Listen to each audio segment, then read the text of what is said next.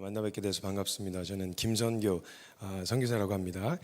먼저 본문 말씀 함께 읽어보고 함께 말씀 나누도록 하겠습니다. 함께 읽겠습니다. 이르되 여호와여 내가 나를 위하여 결단코 이런 일을 하지 아니하리이다. 이는 목숨을 걸고 갔던 사람들의 피가 아니니까 하고 마시기를 즐겨하지 아니하니라. 새 용사가 이런 일을 행하였더라. 아멘. 여러분, 신앙의 모든 내용의 핵심은 관계입니다. 관계. 하나님과 우리 사이의 관계요. 그래서 율법에 대한 내용도 사실은 관계에 관련된 계명들입니다. 그래서 율법의 제1된 계명을 뭐라고 하시냐면 하나님을 내 마음과 뜻과 목숨과 정성을 다해서 사랑하고 이와 같이 이웃을 그렇게 사랑하라고 하십니다. 그러니까 계명의 핵심은 뭐냐? 하나님과의 관계, 이웃과의 관계라는 거죠. 이 관계는 굉장히 중요합니다. 이 관계의 영역 안에서 우리가 잘 알고 있는 10계명에서도 보면 1계명부터 3계명까지는 하나님과의 관계 계명입니다. 그리고 4계명이 안식일을 거룩하게 지키라. 그 외에 나머지 계명들은 사람들과의 관계 계명이에요. 그러니까 우리의 신앙생활을 딱 압축해서 이야기하라고 하면 결국은 하나님과의 관계, 이웃과의 관계라는 겁니다. 그럼 이 관계가 굉장히 중요한데 우리 하나님은 저와 여러분하고 어떤 관계이길 원하셨냐는 거죠. 여러 가지 관계가 있을 수 있을 텐데 하나님과 우리, 그러니까 나하고 하나님과의 관계를 어떤 관계이고 싶으셨냐면 사랑의 관계이고 싶으셨습니다. 사랑. 근데 여러분, 이 사랑이라고 하는 속성 자체는, 사랑은 이 자체가 완전한 속성이에요. 근데 우리가 이해할 때 약간 연애 감정 정도로만 이해하다 보니까 뜨겁게 확 불타올랐다가 확 식어버리는 그런 감정으로 이해하는데, 사랑이라고 하는 속성은 완전한 속성이에요. 성경에서 하나님은 사랑이시다라고 표현하실 만큼 하나님 이꼬르 사랑이라고 말했다면 사랑 자체는 뭐 다른 것이 있어서 조건이 붙어서가 아니라 그 사랑 자체가 완전한 속성이라는 거예요. 그래서 모든 감정들은 이 사랑 안에 있는 속성들입니다. 무슨 이야기냐면 사랑하기 때문에 질투가 나고요, 사랑하기 때문에 화가 나고요, 사랑하기 때문에 서운하고요, 사랑하기 때문에 고맙고요, 이런 여러 가지 감정들이 전부 다 사랑이라고 하는 것 안에 있는 요소들이라는 거예요. 사랑이 그 감정들 중에 하나가 아니라. 근데 이 사랑이라고 하는 것 자체가 가지고 있는 가장 중요한 전제가 하나 또 있는데, 이건 뭐냐면 사랑은 철저하게 능동적이고 자발성에 의하여 움직여집니다. 자의적인 결정에 의하여 움직여야지 누군가가 강압적으로 움직여서 억지로 하게 만들면 그건 절대 사랑이라고 말할 수가 없어요. 그래서 여러분, 우리가 정말 사랑한다고 이야기하거나 사랑할 때요, 시켜서 해야만 하기 때문에 하지 않아요. 여러분, 이런 속성이 가장 잘 두드러지게 나타날 때가 있는데 언제냐면 우리 연애할 때입니다. 이때는요, 뭐든지 다 해주고 싶어요. 근데 재밌는 게 뭔지 아세요? 해달라고는 안 했어요. 해달라고 하는데 해달라고 한 건 진짜 마음을 다해서 해주고 싶은 마음도 있을 뿐더러 얘기해주지 않아도, 말하지 않아도, 의무로 정해놓지 않아도 내가 자원해서 하려고 하는 마음이 있단 말이에요. 그렇죠? 근데 한 번씩은 그런 경험이 있다고 한번 그냥 상상을 한번 해보세요. 상상을. 네, 드라마나 이런 데서 있으니까. 네, 분명히 내가 뭔가 원하지 않는데 내가 말하지 않아도, 그 사람이 이야기해주지 않아도 표정만 보고 뭔가 해주고 싶었던, 저 사람 저거 필요한가? 저거 갖다 놓을까? 저거 선물로 줄까? 이런 것들. 그래서 그 사람이 나 필요해 말해주지 않았는데 내가 그 사람의 필요를 막 찾으려고 하는 에너지, 이게 연애할 때 보통 나타나는데 이건 누가 시켜서 그런 게 아니잖아요. 내 안에서 자발적으로 하게 되어지는 거예요. 그래서 아마 저의 세대에는 요즘에는 뭐 기프트콘 보내고 뭐 이렇게 하는 게 있지만, 저의 세대는 이렇게 투투 뭐 이런 거 있잖아요. 100일 뭐 이런 거 기념일, 그걸 챙겨야 된다는 법적인 의무로 정해진 게 아무것도 없죠. 근데 챙기고 싶은 거예요. 왜? 사랑하니까, 좋아하는 마음이 있으니까 능동적으로 움직이게 되어진다는 거예요. 그래서 저 때는 그 학 같은 거 접었거든요. 학. 여러분, 그 학이 무슨 의미가 있습니까? 진짜 아무런 의미가 없잖아요. 그거 어디다 써먹을 거예요. 근데 그 학을 1000마리를 접고 2000마리를 접고 3000마리를 접는데 지치지도 곤비하지도 않아요. 왜? 좋아하니까. 그러니까 막 능동적이고 자발적인 이런 반응이 나타나게 되어진다는 거예요. 사랑 안에는 이런 속성이 있습니다. 근데 여러분, 재밌게도 우리는 하나님이 이런 조건 없는 능동적이고 자발적인, 내가 구하지 않아도 내 필요를 채워주시기를 바라는 이런 무한정 사랑을 기대하고 바라고 있단 말이죠. 그런데 그 하나님이 여러분을 사랑하십니다 라고 하는 말은 부담 없이 네 이렇게 받을 수 있는데, 문제는 우리가 그런 사랑으로 주님을 사랑하자 하면 너무 무모하다는 거예요. 너무 극단적이라는 거예요. 받기는 그런 사랑받고 싶은데 우리가 그런 사랑하고 주님 사랑하자고 이야기하면 꼭 그렇게 해야 되겠냐는 거죠. 여러분, 만약에 요 감정이나 요 타오르는 열정이 사그러들면요, 사람이 어떻게 되냐면 계산적이어집니다. 사람이 점점 이성으로 돌아오기 시작하면 막 보여주고 그 사람을 능동적으로 움직이던 이 에너지가 사라지고 이성적이고 합리적인 결정을 내리려고 해요. 예를 들면 이런 겁니다. 제가 연애를 할 때였습니다. 제정신 아닐 때였어요. 그때 이제 그런 거 있지 않습니까? 우리 형제들은 잘 이해가 안 되는데 특별히 우리 자매님들 같은 경우는요, 꽃이라는 게 좀 다른 의미입니다. 그죠? 저 같은 경우는 꽃이라는 건 그냥 들에 펴 있는 잡초 중에 하나인데 우리 자매님들에겐 꽃은 그런 의미가 아닌가 봐요. 꽃을 좋아하는데 특히 제 지금의 아내, 그때는 여자친구였던 제 아내가 꽃을 굉장히 좋아했습니다. 길을 가는데 그 지하철역에서 나와서 꽃집이 이렇게 쭉 나열돼 있었어요. 그래서 거길 지나가고 있었는데 아내가, 제가 보기에도 신기한 색깔의 꽃이 한 송이가 있었어요. 아내가 가가지고 주저앉더니 그 꽃을 보면서 와, 이거 너무 이쁘다 이랬어요. 사달라고 하지 않았어요. 저한테 뭔가 해달라고 한 적도 없었고요. 그리고 저는 꽃을 보면 그 한 다발 값이 만만치가 않지 않습니까? 저는 그게 꽃 밑에 있는 그 돈의 액수가 다발 밑에 적혀 있는 그 액수를 보면 전 바로 고기로 환산이 되는 사람이에요. 저 금액이면 고기 몇 근이다, 막 순댓국밥 몇 그릇이다, 이렇게 환산이 되는 사람인데 제가 제정신이 아닐 때는 어떤 반응이 나타났냐면 아내가 와 이쁘다 하고 별 생각 없이 그냥 진짜 지나갔는데 제 마음 가운데 어떤 마음이 들었냐면 사주고 싶은 거예요. 사달라고 하지도 않았어. 부탁을 한 것도 아니야. 근데 그냥 와 이쁘다라고 한 그 한마디에 저는 사주고 싶은 마음이 생긴 거예요. 그래서 한참 길을 걸어가다 잠깐 나 지하철에도 못 놓고 왔다 이래서 달려가고 이제 제정신 아닐 때 이런 능동적이고 자발적인 반응들이 우리 안에 나타나게 되어지는 이게 사랑입니다. 사랑. 그럼 여러분, 우리가 신앙생활 할 때 한번 가만히 생각해 보시죠. 분명 우리는 사랑에 의한 관계여야 합니다, 하나님하고. 근데 우리는 어쩌면 지금 하고 있는 모든 신앙생활들이 해야 하니까, 할 수밖에 없어서, 안 하면 안 되니까, 큰일 날 것 같아서 라고 하는 이유로 신앙생활을 유지하고 있지는 않냐는 거예요. 내가 하는 이유가, 그리고 하지 않는 이유가 내가 사랑하는 주님 때문에, 주님이 기뻐하실 것 같아서 내가 원하지 않아도 할 수도 있고, 주님이 기뻐하지 않으실 것 같아서 내가 원하지만 하지 않을 수 있는, 이게 정말 온전한 신앙, 즉 하나님과의 관계여야 되는데, 사랑의 관계여야 되는데 어쩌면 우리는 사랑의 대상이신 하나님은 안중에도 없고 내가 당하지 않은, 불이익을 당하지 않을 만큼 정도의 수준으로 계산적인 신앙생활을 하고 있지는 않냐는 거예요. 오늘 본문 말씀에 보면요, 이 사건은 이 사랑, 능동적인 사랑, 하나님이 우리에게 뭔가를 부탁하거나 말씀하진 않으셨지만 정말 우리가 주님을 사랑한다면 우리가 어떤 삶을 살아야 되는지에 대한 그 태도를 보여주고 있는 장면이 등장합니다.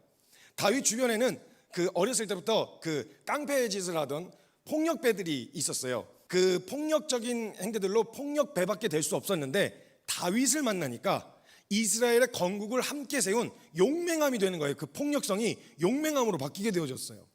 그래서 다윗 왕과 함께 이렇게 해나갔었던 여러 사람들이 있었는데 최측근에 세 장수가 있었고요.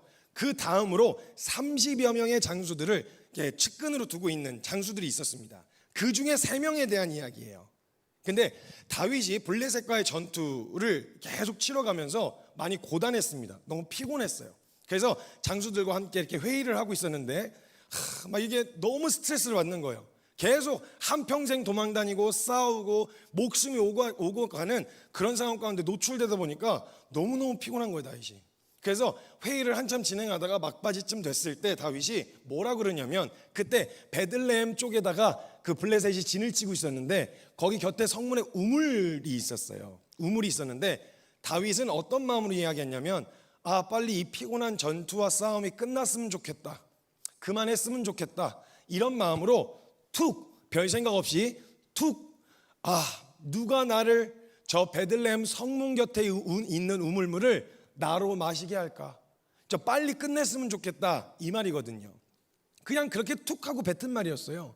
그래가지고 그 말을 뱉고 터덜터덜 이제 다윗은 들어갔는데 거기 30여 명의 장수 중에 3사람이 이 이야기를 듣는데 자기가 빨리, 무슨 의미인지는 알겠어, 이 이야기가 전쟁이 빨리 끝나고 이 피곤한 싸움이 맞춰졌으면 좋겠다는 의미로 얘기한 건 알아듣겠는데 지금 당장 자기네들이 해줄 수 있는 게 없는 거예요.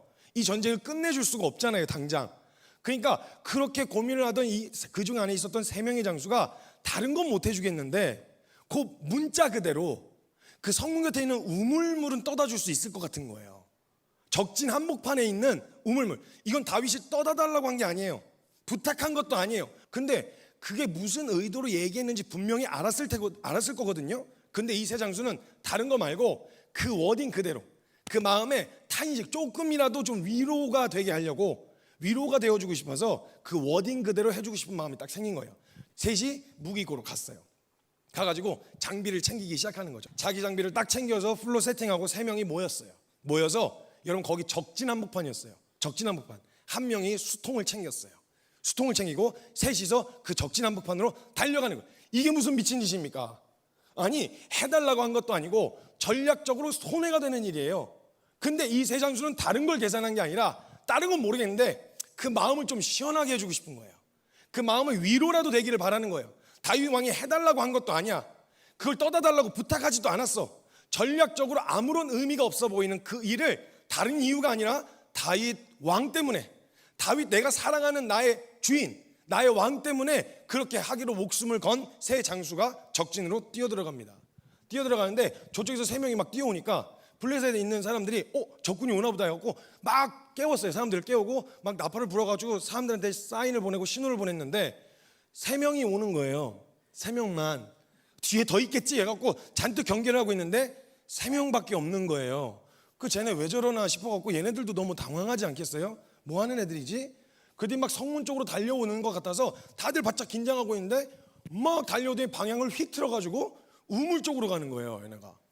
그러더니 거기 한 명이 몸을 우겨 넣어가지고 거기서 물을 뜨고 있고 나머지 두 명이 그 물을 뜨는 애를 지켜주겠다고 옆에서 막 이러고 싸우고 있는 거예요. 포위를 당했어요.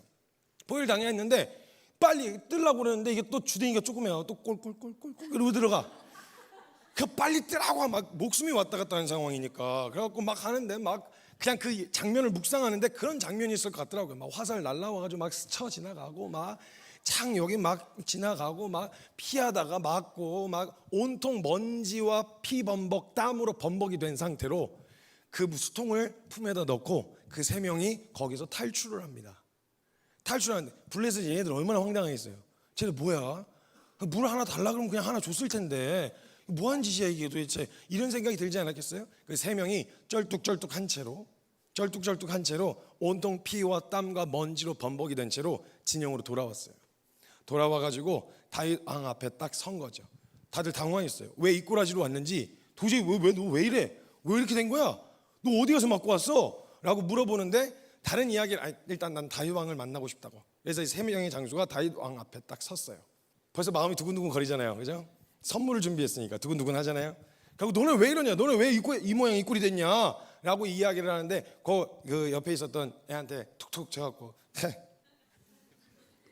툭툭 야. 그랬더니 거기 안에 있었던 한 장수가 품 안에서 꺼낸 피와 땀과 먼지로 범벅이 된 수통을 하나 딱 꺼내서 다윗 왕 앞에 꺼내놓는 거예요. 이게 뭐냐? 그 베들레헴 그 성문 곁에 있는 우물물 말입니다. 그거 이렇게 이야기를 딱 하는데 벌써 다윗 왕이 얘네가 뭐 하고 왔는지를 알게 된 거죠. 뭐 어떻게 반응했겠어요? 물 떠다 달란 말이 아니었잖아요. 너네 그러다 잡혔으면 어떡할 뻔했어. 너네 그러다 죽었으면 어떡할 뻔했어. 내가 언제 물 떠다 달라 그랬냐. 막 다그쳤을 것 같은데 다그치면서도 다윗 마음 안에 어떤 마음이 들었을까 묵상하는데, 와, 얘네들은 전쟁터 한복판에서 내 등을 맡길 수 있는 애들이다. 이런 마음이 들었을 것 같은 거예요. 다른 게 아니라 그 말 한마디에 목숨을 걸고 물 하나 떠오겠다고 그 적진에 들어갔다 온 이 아이들을 보며 그 관계 안에 신뢰와 무한 신뢰와 사랑의 관계가, 사랑이 확인이 되지 않았겠냐는 거예요. 그리고는 다윗이 그 물을 딱 받고 나서 오늘 본문 말씀처럼 이야기하는 거예요. 하나님, 이러한 충성과 이러한 순전한 사랑과 이런 순애보 같은 태도는 제가 받아서는 안 됩니다. 이런 충성은 주님이 받으셔야 됩니다. 이런 사랑은 주님이 받으셔야 됩니다. 그래서 그 물을 자기가 마시기를 즐겨하지 않고 그걸 가져가다 주님 앞에 내어드리는 고백을 다윗이 올려드려요. 그러면서 마음에 결단한 거겠죠. 하나님, 저요, 주님이 너 이렇게 해라, 저렇게 해라, 이걸 해야 되지 않겠니, 저걸 해야 되지 않겠니, 이런 말씀에 의하여, 그런 어떤 의무에 의하여 움직이는 게 아니라 저 주님 사랑해서 그냥 주님 표정만 봐도 그런 거 아는 거 있잖아요. 주님이 어떤 마음이실지, 성경 곳곳에 드러난 하나님의 마음을 깨달아서 캐치해서 너가 나를 위해서 저기 가줄 수 있겠니? 라고 부탁하시지 않아도 주님 마음이 그냥 전해지면 왜요? 좀 속상하세요? 제가 갈까요? 제가 갔다 올게. 내가 갔다 올게. 내가 거기 가면 되겠어요? 저기 있는 사람들 때문에 그러신 거죠? 제가 갈게요. 하나님 뭐 어떻게 해요? 거기 갈 사람이 없어 보여요? 제가 할게요. 이게 뭔가 의무적으로 시켜서 해야만 하는 게 아니라 주님 마음, 성경 곳곳에 드러난 하나님의 아버지의 마음을 읽어낼 수 있는 사람이에요. 그걸 읽어내서 의무에 의하여 움직이는 게 아니라 내가 가고 내가 서고 내가 하고 내가 말고 하는 그 모든 이유가 사랑하는 주님 때문인, 전 그런 사람이 정말 주님을 사랑하고 믿음으로 순종하는 사람이라고 생각하고 정말 주님이 원하시는 건 그게 아닐까 하는 생각이 들어요. 제가 이 이야기만 하고 마치려고 하는데 제 이름이 김선교입니다. 제가 시즌 1에도 얘기했지만 이게 본명입니다. 가명이 아니고요. 이름을 이따구로 지어놓은 거 보시면 집안 분위기 짐작하시죠? 네. 유별나신 부모님이셨습니다. 저희 선교사가 되는 것이 영광인 집안이었어요. 얼마나 유별나셨냐면 저희 아버지는 에어컨을 여름에 안 트셨었어요. 안 트셨어요. 왜냐하면 더운 나라로 주님이 보내실 때 더워서 그 에어컨에 적응되면 더워서 못 간다고 에어컨을 안 트셨는데 제가 그걸 그냥 살았어요. 그때는 이제 그냥 살았는데 제가 크고 나서 장성했는데 저희 어머니가 몸이 안 좋으신데 에어컨 안 트시다가 더위를 먹으신 거예요. 제가 그걸 봤는데 화가 난 거예요. 제가 너무 화가 나서 아버지한테 가서 제가 말씀드렸어요. 옛날에 같았으면 못했을 텐데 가서 말씀드렸어요. 아버지, 그 뭐 에어컨 키는 게 죄입니까? 아니 내가 아버지 때문이 아니라 우리 어머니 저 더위 먹고 지금 뭐하는 이게 뭡니까 이게? 그 에어컨 트는 게 뭐 죄예요? 잘못된 거예요? 이렇게 얘기를 했었어요. 제가 너무 화가 나서. 근데 이제 아버지께서 진짜 화가 나시면 저의 풀네임을 부르십니다. 성까지 붙여서 이야기하세요. 김선교 선교사. 이러면 이제 저 큰일 나는 거거든요. 근데 그 풀네임을 부르시는 거예요. 김선교 선교사. 그러시는데 제가 바짝 잘못 건드렸다 이런 생각이 딱 들었어요. 그래서 예, 제가 좀 흥분했습니다. 죄송합니다. 이렇게 얘기를 했는데 저희 아버지가 어떻게 얘기하셨냐면 그래 에어컨 켜는 게 왜 죄야? 틀 수 있지. 뭐 좋은 집 사는 게 왜 죄야? 살 수 있지. 뭐 이런저런 거 할 수 있는 거 왜 죄겠어? 할 수 있지. 얼마든지 할 수 있지. 근데 김성규 선교사, 너 주님을 위해서 주님 때문이라는 이유로 스스로 좀 불편해 볼 용기는 없어? 너 그렇게 악착같이 꼭 다 이거 허용되는 범위 안에서 이거 해도 되는 거 아니에요? 이거 허용되는 거 하지 말라는 말 없으니까 해도 되는 거 아니에요? 이렇게 꼭 다 찾아 먹어야 돼? 그냥 주님 때문에 너 주님 앞에서 너의 마음을 보이고 드러내기 위해서 좀 불편해 볼 용기는 없어? 이 얘기를 딱 던지시는데 제가 해머를 딱 맞는 것 같았어요. 항상 주님 앞에 더 달라는 요구는 해봤어도 내가 주님을 사랑한다 고백했지만 난 덜 할 생각을 했지 더 해볼 생각을 한 적이 있었나? 이 질문이 저에게 찾아 들어왔던 거예요. 저와 여러분의 신앙이 언제까지 그냥 받는, 여러분 사랑의 완성은요 주고받는 겁니다. 기브 앤 테이크를 말하는 게 아니에요. 사랑은 서로 사랑하게 되어졌을 때 완성되는 거거든요. 하나님은 우리를 일방적으로 사랑하십니다. 그건 변함이 없어요. 근데 저와 여러분에게 묻고 싶은 건 정말 주님 사랑하시냐는 거예요. 그럼 정말 사랑한다면 우리가 지금 씨름하고 논쟁하는 그 수많은 주제들이 정말 논쟁거리가 맞냐는 거예요. 내가 사랑하는 주님이 기뻐하지 않으신다 그러면 기뻐하지 않으신다는 그 이유 하나 때문에 얼마든지 하지 않아 볼 수도 있고, 주님이 원하시는 일이라면 내가 원하지 않아도 기꺼이 해볼 수 있는 자원하는 사람, 이걸 주님 앞에 보여드릴 때가 되지 않았나 하는 마음이 제 안에 찾아 들어왔어요. 여러분 정말 우리가 주님을 사랑한다면 우리 덜 할 생각보다 주님 앞에 그냥 자원해서 더 해야만 된다, 그래야만 천국 갈 수 있다, 이 얘기가 아니라 사랑하는 주님이니까 내가 사랑하니까 그 주님을 위해서 더 해볼, 무엇인가 더 뛰어들어 볼 그런 용기 있는 크리스찬들이 일어나기를 주님의 이름으로 축복합니다. 아이저일스의 김선교 선교사라고 합니다. 먼저 본문 말씀 읽고 시작하도록 하겠습니다. 제가 읽도록 하겠습니다. 창세기 22장 2절의 말씀인데요, 여호와께서 이르시되 너의 아들 너의 사랑하는 독자 이삭을 데리고 모리아 땅으로 가서 내가 너에게 일러준 한 산 거기서 그를 번제로 드리라.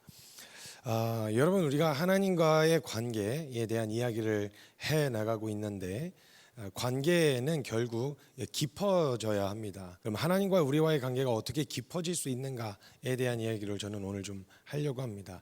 여러분 사람과 사람 사이 안에서 관계가 깊어지기 위해서 굉장히 중요한 요소가 하나 있습니다. 그 뭐냐면 공감이라는 겁니다. 공감. 공감이라는 사전적 의미는 어떤 사람의 의견이나 주장 따위에 대하여 자기도 그렇다고 느낌, 동의하는 것을 넘어서서 느낌, 자기가 갖고 있는 정서까지도 확실하게 함께 전달되어지는 것을 의미하게 되어집니다. 이제 공감이라는 건 사람과 사람 사이 안에서 교제할 때 굉장히 중요합니다. 왜냐하면 경험해 본 사람들은요, 그 경험한 그것에 의해 느껴졌었던 정서까지 함께 반응을 하기 때문에 지식적 동의하고는 얘기가 다릅니다. 그래서 남자들끼리 모였을 때 처음 만났는데도 불구하고 이 몇 시간이고 대화를 나눌 수 있는 주제가 하나 있는데 군대 이야기입니다. 이 군대 이야기가 터져 나오기 시작하면 들어보면 한국은 지가 다 지켰어요. 들어보면 자기가 제일 힘든 데 있었던 거죠. 근데 그 사람들도 나름대로 다 들으면서 알아요. 이 사람이 지금 MSG를 치고 있다는 사실을 알고 있는데 자기도 고칠 거기 때문에 그것에 대하여 어려워하지 않습니다. 그래서 누가 보면 자기가 그냥 이 대한민국 다 지킨 것처럼 이야기를 하는데 시간 가는 줄도 모르고 즐거워합니다. 근데 그 이야기에 한복판에 재미없게 그냥 그렇구나 하고 바라보기만 하는 사람들이 있는데, 군대 안 갔다 온 사람들 혹은 우리 군대 안 가보신 자매님들 같은 경우는 군대 얘기가 이렇게 썩 재밌지는 않습니다. 신기하고 참 생소한 이야기라서 뭐 이게 재밌는 이야기처럼 보이긴 하는데 거기에 푹 빠져서 대화를 함께 나눌 수 없는 이유가 있다면 경험해 본 적이 없는 거예요. 근데 그 경험해 본 사람들끼리의 대화는 그래서 막 더 깊어지고 더 깊이 있는 이야기로 나아가게 되어지고 사람이 친밀감이 느껴집니다. 그래서 사람과 사람 사이에 공감이라는 건 굉장히 중요해요. 그래서 옛날 노래의 가사 중에 이런 가사가 있었어요. 입장을 바꿔놓고 생각을 해봐. 네가 만약 나라면 넌 그럴 수 있니? 라고 하는 옛날 그 가요의 가사가 있거든요. 입장 바꿔놓고 생각해 보라는 거예요. 같은 걸 느꼈으면 너 나한테 그렇게 말할 수 있겠냐는 거죠. 공감이 되어지지 않으면 관계는 깊어지지 않습니다. 그리고 이 공감이 그럼 반대로 공감이 이루어지잖아요. 장황한 설명이나 말이 필요 없이 그냥 교감, 그냥 이게 공유가 되어지는 거예요. 그냥 친밀해진다는 거죠. 그래서 관계에서 이건 굉장히 중요한 요소 중에 하나입니다. 제가 운동을 굉장히 좋아하는데 잘을 못합니다. 그래서 운동만 했다 하면 다치는 스타일이에요. 그래서 저는 사지백지 안 부러져 본 데가 거의 없는데 제가 여러 군데 부러진 중에서 제일 아팠던 데가 어디였냐면 갈비뼈였어요. 갈비뼈에 제가 목사님들 그룹하고 축구를 이제 하게 됐는데 공이 이렇게 넘어갔는데 공을 잡을 수 없다는 걸 깨달으신 목사님께서 절 잡겠다는 생각으로 파고드셔갖고 팔꿈치로 옆구리를 딱 때리셨는데 번개가 따당 맞은 것처럼 뒹굴렀어요. 제가 굴렀는데 그동안 그냥 이렇게 뭔가 이렇게 큰 문제가 없어 보여서 그냥 지내다가 제가 뭔가를 들으려고 몸을 숙여서 딱 드는데 금이가 있었던 갈비뼈가 부러지면서 이렇게 어긋나 버린 겁니다. 그때 진짜 와, 그 충격이요. 와, 이게 뭐 숨도 잘 안 쉬어지고 그때부터 거의 한 달 반인가 2달 정도를 눕는 것도 안 편하고 앉아 있는 것도 안 편하고 서 있지도 못하고 옆으로 눕는 것도 안 돼. 진짜 너무 힘들어요. 왜냐면 이게 기부스가 안 되니까요. 계속 듣고 숨 쉴 때마다 움직이잖아요. 그럼 제가 아유 갈비 부러져서 아프겠다. 아유 막 다들 이렇게 했는데 제가 이 이야기를 설명이 필요 없는 사람을 한번 만난 적이 있었어요. 어떤 사람이었겠어요? 갈비뼈 부러져 본 사람이요. 그래서 제가 이러고 막 걸어가고 있었는데 왜 그래? 제가 갈비뼈를 부러졌어요. 갈비 부러졌어? 아무 말 안 하셨어요? 대답 말씀 안 하셨어요? 그냥 근데 제가 물어봤어요. 갈비뼈 부러져 보셨어요? 부러져 봤어요. 둘 다 아무 얘기 안 했는데도 그냥 마음이 통하는 거예요. 그냥 마음이 그냥 부러져 본 사람들만 아는 그 경험을 통해 알고 있는 거 있잖아요. 이걸 알게 되어지니까 따로 뭐 친밀해지려고 하는 노력, 애씀이 필요 없어요. 그냥 통한단 말이죠. 고통, 통증 이런 것들이 공감이란 말이에요. 그래서 갈등의 시작은 공감이 이루어지지 않았을 때 시작됩니다. 세대 간의 갈등, 남녀 갈등 다 그렇죠. 나라와 나라 간의 갈등은 서로가 그 상황 앞에서 경험해 보았더라면 사실은 그거에 대한 어려움이 없었어요. 왜냐하면 이해가 되니까. 서로가 서로의 통증을 경험해 보지 못했을 때 말을 쉽게 할 수 있는데 공감이 안 되면 이해가 되어지지 않는다는 얘기인 거죠. 자, 그러면 이렇게 관계의 영역에서 공감이 중요하다는 거 알았어요. 자, 그러면 하나님과 우리 사이 안에서도 친밀해지려면 이 공감이 형성되어야 된다는 말이죠. 근데 문제는 여러분 생각해 보세요. 하나님은 전능하신 분이십니다. 전능하신 분이 도대체 우리가 유한해서 겪는 어려움을 어떻게 공감하시냐고요. 아니 하나님 전능하시잖아요. 근데 우린 유한하고 제한이 많아요. 그래서 모든 걸 다 이룰 수가 없다 보니까 그것 때문에 겪는 어려움들이 있죠. 근데 하나님은 전능하시고 말씀으로 천지를 창조하시는 분이시니까 이해를 전혀 못하신 채로 막 주님 이거 너무 어려운데요 이러면 주님이 그게 왜? 그게 왜 어려운 거야? 그냥 날아올라. 날면 되잖아. 그런데 우리는 문제를 못 난다는 거예요. 아니 안 된다고요. 왜 안 돼? 그냥 물 위를 걸어. 근데 그건 안 된다고요. 우리는 주님은 제한이 없으셔서 되는데 우리는 안 된다고요. 만약 주님이 그게 뭐가 힘들어 엄마 정신 차려 엄마 그거 다 되는 거야 이렇게 얘기하시면 우리 마음이 일단 상할 거예요. 그죠? 그리고 그렇게 내 마음 알아주지 못하시는 주님하고 함께 동행하기가 참 어려울 거란 말이죠. 그래도 놀랍게도 성경에 보면요 하나님은 우리를 아신대요. 어떻게 아시냐? 하나님은 우리와 함께 하시기 위해서 인간이 되어보셨던 분이에요. 그래서 인간으로서 겪는 유한함으로 인하여 겪는 어려움을 겪어보셨어요. 외로움, 배고픔, 목마름, 고통, 두려움 이걸 경험해 보셨어요. 그래서 성경의 히브리서에서 뭐라고 이야기하냐면 그가 시험을 받아 고난을 당하셨은즉 고난받는 자들을 능히 도우실 수 있다 그래요.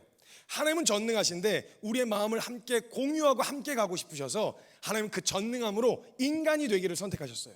그래서 우리의 마음을 철저하게 공감하실 수 있는 거예요. 그럼 우리가 하나님, 아버지, 아빠 이렇게 해서 그 유한해서 겪는 어려움 때문에 낙심하거나 탄식처럼 뱉는 그 말의 의미를 주님은 아신다는 거예요. 모르시지 않는다는 거예요. 그래 그 믿음으로 세상에서 주님 따라 살아가 보려고 하는 너의 시름과 너의 분투가 치열하고 힘든 거 내가 알아. 나도 알아. 나도 겪어봤어. 힘들지. 그게 뭐가 힘들어 하실 분이 아니라 힘들지, 치열하지, 어렵지 이게 공감이 가능하신 분이시라는 거예요. 다 아시는 분이시라는 거죠. 그럼 주님은 우리의 마음을 아세요. 그러면 우리는 이제 주님 마음을 어떻게 하냐고요. 주님의 마음을 어떻게 할 수 있냐는 거예요. 하나님은 전능하셔서 인간이 되실 수 있는 분이신데 우리는 전능하지가 않은 데다가 하나님이 될 수는 없잖아요. 그럼 우린 도대체 그 하나님의 마음을 어떻게 공감하고 공유할 수 있냐는 거죠. 그래서 하나님은요 하나님의 마음을 가르쳐주고 싶으시고 같은 것을 경험하여 알게 하시기 위해서 하나님이 하시는 게 뭐냐면 저와 여러분에게 말씀에 순종하는 자리로 부르세요. 왜냐면 그 자리는 이걸 해야만 네가 천국 들어가, 이걸 해야만 네가 좋은 의로운 사람이 되는 거야 라는 것 때문이 아니라 하나님의 마음을 나타내 보여주시려고 순종. 와봐, 일로 와봐, 이거 같이 경험하면 너도 알 수 있을 거야. 그래서 용서, 그 이해가 안 되는데 용서하라 하신단 말이에요. 사랑, 그거 어떻게 해야 되는지 잘 모르겠는데 사랑하라고 하시는 거예요. 왜냐하면 그 순종의 자리에서 사랑하는 것이 무엇인지, 용서하는 자리에서 용서가 무엇인지를 알게 되어졌을 때 그 자리에 순종의 자리에서 봐야 하나님의 마음이 공감이 가능해진다는 거예요. 그래서 여러분 선지서에 보면요, 성경에 있는 선지서에 보면요, 하나님은 메시지를 증거해야 될 선지자들에게 덜렁 메시지만 주지 않으셨어요. 그 메신저의 삶을 메시지로 만드셨어요. 그래서 경험시켜 주셨단 말이에요. 그래서 어떤 선지자는 멍에를 지고 가기도 해요. 어떤 선지자는 매를 맞기도 해요. 근데 그것을 삶으로 삶 자체가 메시지가 되어가지고 그 삶이 메시지로 증거되어지는 거거든요. 근데 우리는 어떤 생각을 하냐면 순종, 그 마음이 부어주셔야 하나님 마음을 알아야 뭔가 열정이 일어나서 순종을 하든지 말든지 하지라고 생각하는데요. 아이러니하게도 그리고 역설적이게도 하나님의 마음을 알려면 순종해야 됩니다. 순종이 하나님의 마음을 알 수 있는 자리로 데리고 가거든요. 그 자리에 서야 된다는 거예요. 우리가 이해가 되고 납득이 되어야만 순종하는 게 아니라 이해가 되든 상관없이 말씀 그 자체에 순종해보잖아요. 그 자리에서 왜 그 자리에 서게 하셨었는지를 알게 해주시는 거예요. 오늘 본문 말씀 장면은요, 하나님이 약속의 아들로서 주신 이삭을 100세에 얻은 아들, 눈에 넣어도 아깝지 않은 이 아들을 제물로 바치라는 말도 안 되는 명령을 내리시는 거예요. 이거 만약에 마음상에서 만약에 따지고 들려고 하면 근거가 많았거든요. 하나님이 인신제사 싫어하시잖아요. 하나님이 약속의 아들로 주신 거잖아요. 이렇게 안 해볼, 그렇게 순종하지 않을 여러 가지 이유가 있었단 말이에요. 근데 아브라함은 여기서 딱 말씀이 떨어졌을 때 이해가 되냐 안 되냐, 일단 한 가지는 확실한 믿음이 있었어요. 하나님은 나보다 더 선하신 분이시다. 육체의 에비된 내 마음보다 이 아들을 더 사랑하시는 분이시다. 그리고 하나님은 죽었다 살아날 능력이 있어요. 살게 하실 능력이 있으신 분이시다. 요 전제로 지금 내 눈에 이해는 안 돼, 납득도 안 돼, 정서적으로 받아들여지지도 않아. 그런데 아들 이삭을 데리고 모리아산으로 가는 거예요. 그리고요, 그 제단 위에 모리아 산에서 그 제단을 쌓아놓고 그 아이를 원래 제사 드리던 방식처럼 원래 양의 다리를 묶어야 되는데 갑자기 아들의 손을 붙잡는 거예요. 벌벌벌 떨리는 손으로. 여기까지도 이해가 되고 납득이 되지 않았어요. 그 줄을 묶는데 여러분, 그 아들이 거기서 벌벌 떨리는 손에 의하여 묶여지고 있었다는 말이 뭐예요? 이 아들 이삭이요, 순종밖에 모르는 아들인 거예요. 이 아들이 뭘 알았냐면 아브라함이 항상 제사를 드리는 자리에 이삭을 데리고 갔었거든요. 근데 아브라함이 제사를 드릴 때 하나님께 드릴 제물을 고를 때의 과정을 옆에서 충분히 지켜봤어요. 가장 소중하고 가장 값지고 가장 예쁜 거, 이걸 하나님 앞에 드리는 걸 봤거든요. 그러면 아버지가 지금 나를 하나님께 드린다는 말은 무슨 말이에요? 아버지에게 있어 내가 가장 소중하다는 얘기인 거잖아요. 그러니까 그 마음을 안 이삭이 그냥 벌벌 떨리는 손에 그냥 묶여지고 있는 거예요. 그 새파랗게 젊은 애가 그 벌벌 떨리는 노인의 손에 묶여지고 있는 거예요. 그리고 그 아이를 들어 제단에 눕히고 그 제사를 드리는 과정이, 제물을 하는 과정이 목을 들어서 목을 따고 피를 빼고 가죽을 벗기고 각을 뜨고 내장을 꺼내고 물로 씻고 불로 태우는, 이게 제사 과정이거든요. 이걸 내 자식에다가 집 배에다가 수십 번 찔러 넣으면 찔러 넣었지 이걸 제 아들 목에다가 어떻게 꽂아넣어요? 이 벌벌 떨리는 손으로 서 있는데 아들이 아무 미동도 없이 그 서 있는 그 아들 향해서 칼을 들어요. 여기까지도 이해가 안 됐어요. 왜? 하나님 약속하신 거지 않습니까? 하나님이 주시는 아들이지 않습니까? 하나님 인신제사 싫어하지 않습니까? 충분히 항변해 볼 만한 근거들이 있었는데 항변하지 않아요. 칼을 집어들어요.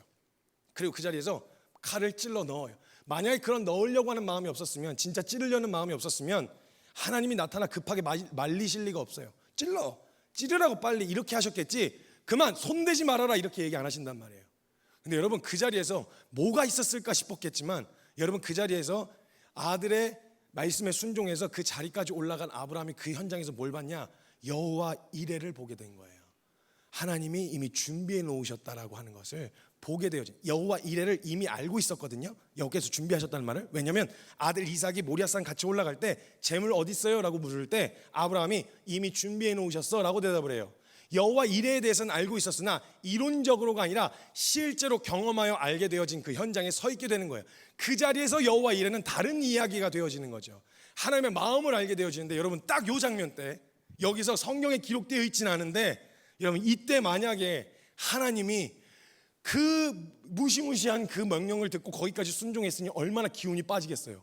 확 기운이 빠져갖고 털썩 앉아있는 그 아브라함에게 하나님이 만약 가셔가지고 아브라함에게 너의 자손을 통해서 내가 내 아들을 보낼 거야, 아브라함아. 그리고 내가 제물을 바치는 과정처럼 내 아들을 십자가에 매달아 놓고 갈기갈기 찢겨 매달리게 수치스럽게 매달아 놓을 거야. 다른 이유가 아니라 사랑해서, 너희를 위해서. 내가 그 십자가에 대한 이야기를 하나님이 그 순간 아브라함에게 하셨더라면, 여러분 이 아브라함이 들은 십자가의 이야기가 귓구멍으로 들렸겠습니까? 아니면 이게 마음으로 부어졌겠습니까? 여러분, 하나님의 은혜가 이론적으로만 들리고 하나님 마음이 이게 실제로 부어지지가 않아요 라고 이야기할 때 한 가지 점검해 보십시오. 하나님이 말씀하시고 요구하신 그 순종의 자리에 우리가 서봤는가? 여러분, 아마도 주변에 용서해야 될 사람을 보여주셨을 수도 있어요. 근데 여러분, 용서하려고 하는 자리에 서보세요. 절대 용서 못한다는 거 깨달아요. 그럼 거기서 뭘 보는 줄 아세요? 절대 용서할 수 없는 날 용서하셨던 하나님의 용서가 무엇인지 알게 돼요. 사랑할 수 없는 사람 사랑하려고 해보세요. 사랑할 수 없어요. 아무리 해도 되어지지가 않아요. 그런 날 사랑하셔서 자신의 하나밖에 없는 아들을 십자가에 매달으신 하나님의 사랑이 절대 가벼운 게 아니었다는 걸 깨달아 알게 되어지는 거예요. 저와 여러분이 순종을 통해서 그 자리에 서게 되어졌을 때 하나님 아버지의 마음이 저와 여러분 가운데 부어지게 되어지는 날, 공감이 되어지는 날, 그 말이 무슨 의미인지 알게 되어지는 날, 여러분 하나님과의 관계 더 친밀해지고 더 깊어지는 그 은혜의 관계 안으로 걸어 들어갈 수 있게 되어질 거예요. 그냥 교회만 왔다 갔다 하는 이런 신앙이 아니라 하나님과의 정말 친밀함, 그 마음을 공유하고 공감할 수 있는 진정한 하나님과의 관계가 시작되어지는 겁니다. 저는 여러분 이런 은혜를 누리실 수 있었으면 좋겠어요. 순종해야만 한다, 그래야 천국 간다, 순종 안 하면 벌 받는다, 이런 얘기를 하고 싶은 게 아니라 순종을 통해서 꼭 그 자리에서 하나님 아버지의 마음을 경험하실 수 있었으면 좋겠어요. 그렇게 알게 되어지면요, 하나님 마음이 있는 곳에 나도 있게 되어져요. 하나님 시선이 있는 곳에 나도 거기 향하게 되어지고요. 이 마음을 공유하게 되어지는, 하나님의 마음을 이해하는 걸 넘어서서 공감하게 되어져서 더 깊은 친밀함을 누리실 수 있었으면 좋겠습니다. 이게 진정한 은혜인데 이 은혜가 저와 여러분 안에 있기를 주님의 이름으로 축복합니다.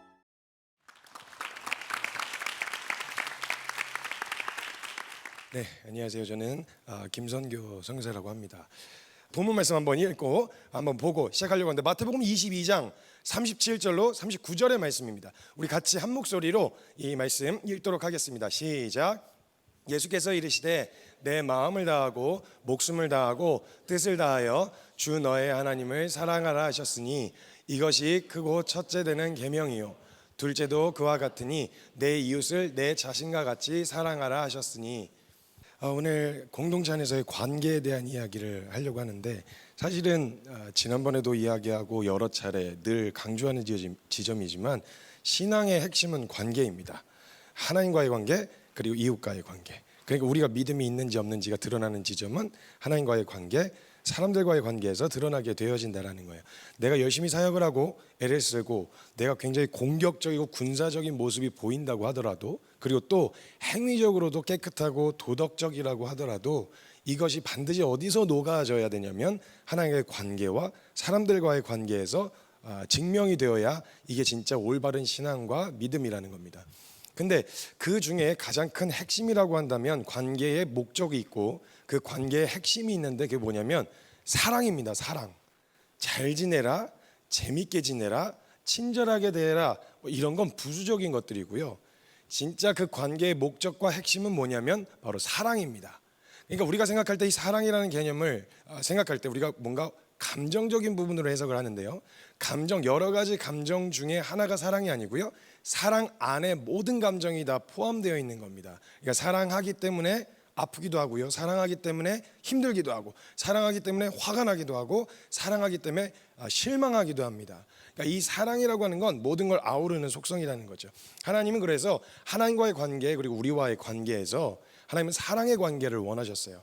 뿐만 아니라 이 관계 안에서 사랑으로 회복되어지고 사랑의 관계가 되어졌을 때 이것이 자연스럽게 사랑으로 흘러가기를 원하셨단 말이죠. 그런데 우리가 사랑을 이제 하려고 하면 이게 참 쉽지 않다는 생각이 듭니다. 미움은 냅둬도 잘 돼요. 그래가지고 미움을 없애달라고 달라고 구하지는 않잖아요. 근데 사랑은 아무리 해보려고 하면 할수록 이 사랑이 잘 안 된다, 어렵다, 이런 생각이 자꾸 찾아 들어온단 말이죠. 근데 그 왜 그런 거냐면 그런 놈을 만나서 그래요. 그런 놈을 만나서 그런 거예요. 아니, 생각해 보세요. 내가 그냥 좋아하고 호감이 가는 사람이면은 사랑해야지라는 생각을 안 해도 저절로 되잖아요. 근데 내가 지금 어떤 사람을 보고 사랑해야지라는 생각을 했다는 것 자체가 정상적인 내 감정으로는 얘가 절대 안 품어지는 상태라는 그 얘기잖아요. 내 눈에 진짜 마음에 안 드는 놈을 만났다. 진짜 안 품어지는, 내 성격상 진짜 용납이 안 되는, 그냥 얼굴만 봐도 너무 싫은, 그냥 같이 대화를 나누는 것 자체가 너무 힘든 그런 사람을 만났다 이 말이에요. 그러니까 그 사람을 만났으니까 지금 내가 무슨 생각을 했냐? 사랑해야지. 내가 크리스찬인데 사랑해야지. 하나님 기뻐하신 게 이거니까 사랑해야지 라고 이런 생각을 갖게 되어지는데, 사랑이 너무너무 어렵고 힘이 든 거예요. 너무 괴롭고 치열하고 어렵단 말이죠. 근데 하나님은 차라리 말씀 안 하셨으면 모르겠는데 말씀을 남겨놓으셨어요. 다른 거 모든 계명의 제일 첫 번째 되는 것이 사랑이다. 그냥 사랑하라 그러시는 거예요. 이 말씀만 없었으면 그 보기에 정말 힘들고 짜증나는 그 인간 멀리해도 괜찮아요. 그러니까 피해 다녀도 괜찮은 거죠. 끼리끼리 내가 좋아하는 사람, 나하고 잘 맞는 사람하고 지내면 그만이에요.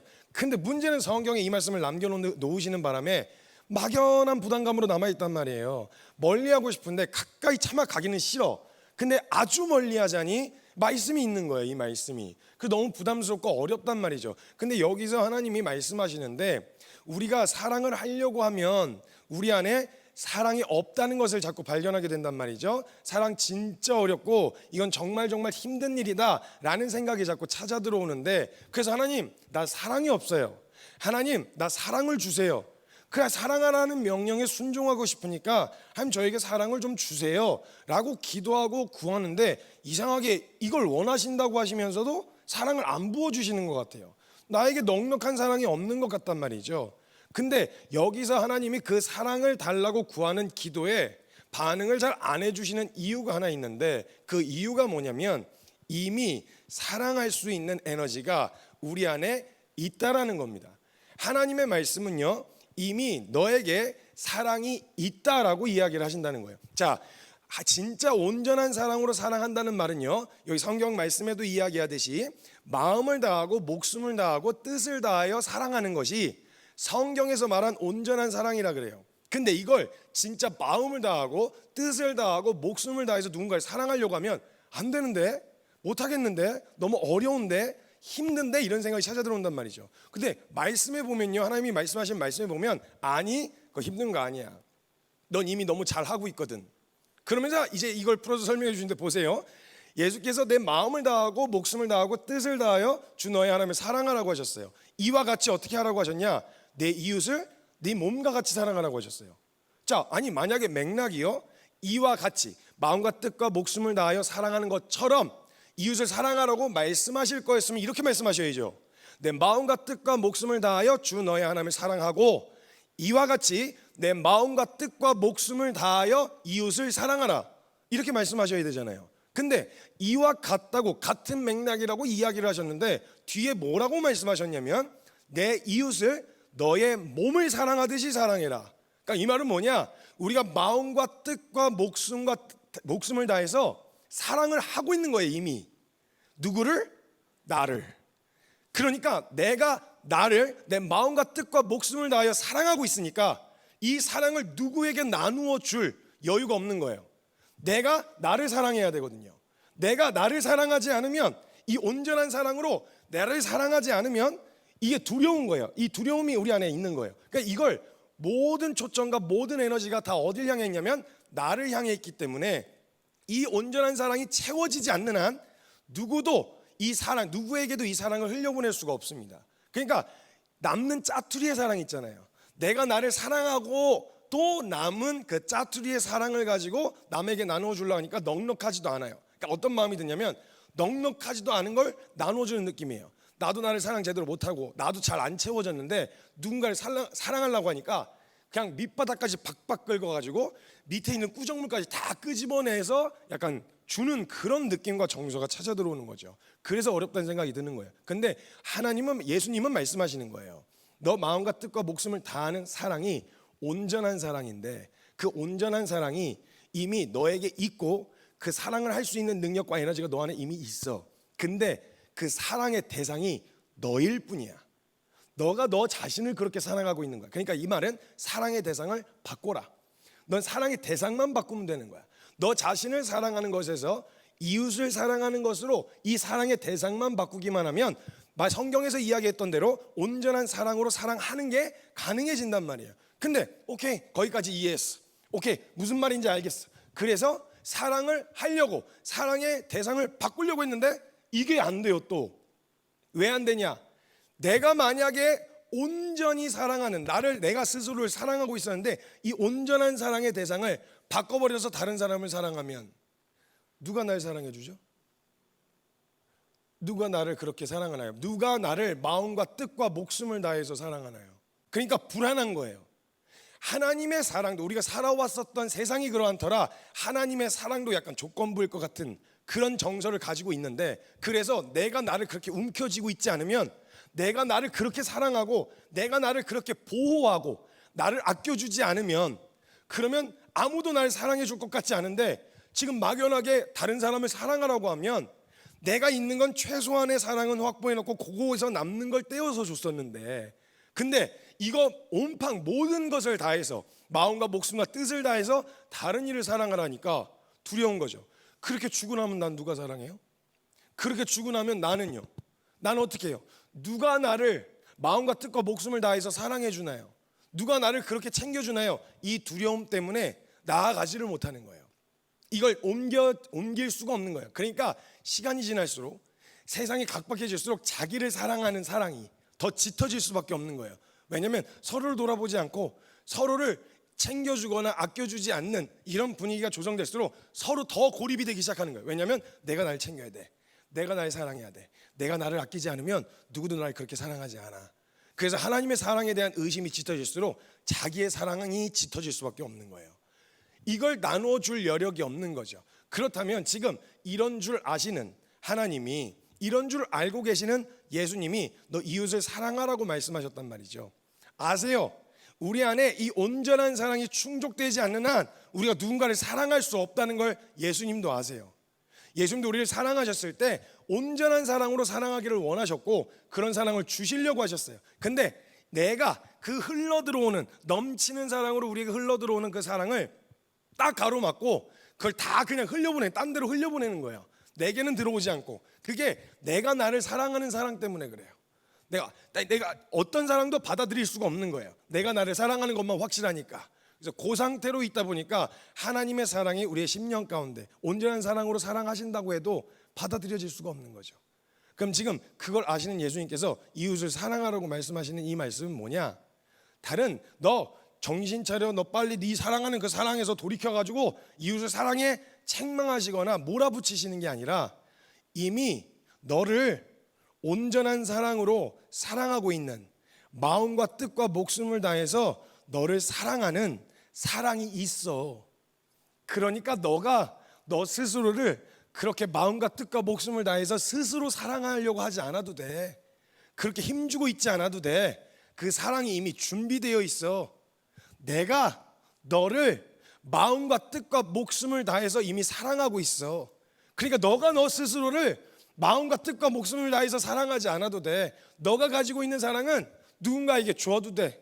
흘려보내도 돼. 왜냐하면 이게 충족이 되지 않는 한 못할 텐데, 충족되지 않는, 내가 이걸 놓는 순간 아무도 날 사랑하지 못할 거라는, 사랑하지 않을 거라는 두려움 때문에 내가 그걸 놓치지 못하고 있었는데 그 사랑을 가르쳐 주고 싶으신 거예요. 괜찮아, 흘려보내. 너 거 다 가져가도 돼. 너 거 다 나눠줘도 돼. 왜냐하면 너를 채우고도 남을 만큼의 내가 너를 향한 사랑, 온전한 사랑, 마음을 다하고 뜻을 다하고 목숨을 다한 사랑으로 내가 널 사랑하고 있으니까 너 그거 이제 놔도 돼. 괜찮아, 집착하지 않아도 돼. 이 말씀을 들려주시는 듯 했어요. 사랑하는 여러분, 우리가 살아가면서 여러 사람들을 만나지만요, 다양한 사람들 모두를 다 사랑하기란 참 쉽지 않습니다. 근데 우리가 그래서 교회에서도 부담 때문에 어쩔 수 없이 다가가서 친절하게 정중하게 이야기는 하지만 내가 그를 정말 사랑하는가라고 하는 질문 앞에 서면 선뜻 대답하기가 쉽지가 않아요. 근데 우리가 어떤 특정 누구만, 내가 원하고 잘 맞는 사람만이 아니라 하나님이 나에게 붙여주시는 그 모든 사람 안에서, 관계 안에서 사랑할 수 있는 유일한 길은 뭐냐? 저와 여러분 안에 온전한 사랑이 충족이 되어야 합니다. 온전한 사랑이 충족이 돼야 가리지 않고 모두를 사랑할 수 있게 되어지는 거예요. 그럼 그런 사람이, 충족된 사람이 그 공동체 안에 있으면요, 사실 내가 사랑 받으려고 하는 게 아니기 때문에 무슨 문제가 있든 어떤 모난 사람을 만난든 사실 뭐 좀 어렵긴 하죠. 명치를 참 세게 때리고 싶은 생각이 가끔 왕왕 들기도 해요. 어떤 사람을 만나면 뭐 그런 화가 잠깐 찾아 들어올 수도 있고 짜증이 좀 날 수도 있어요. 그거하고 상관없이 내가 그를 사랑할 수 있는, 왜냐하면 사랑 받으려고 한 게 아니니까 그거에 대한 부분에 크게 어렵지 않을 수 있단 말이에요. 그런데 그게 충족이 안 된 거예요.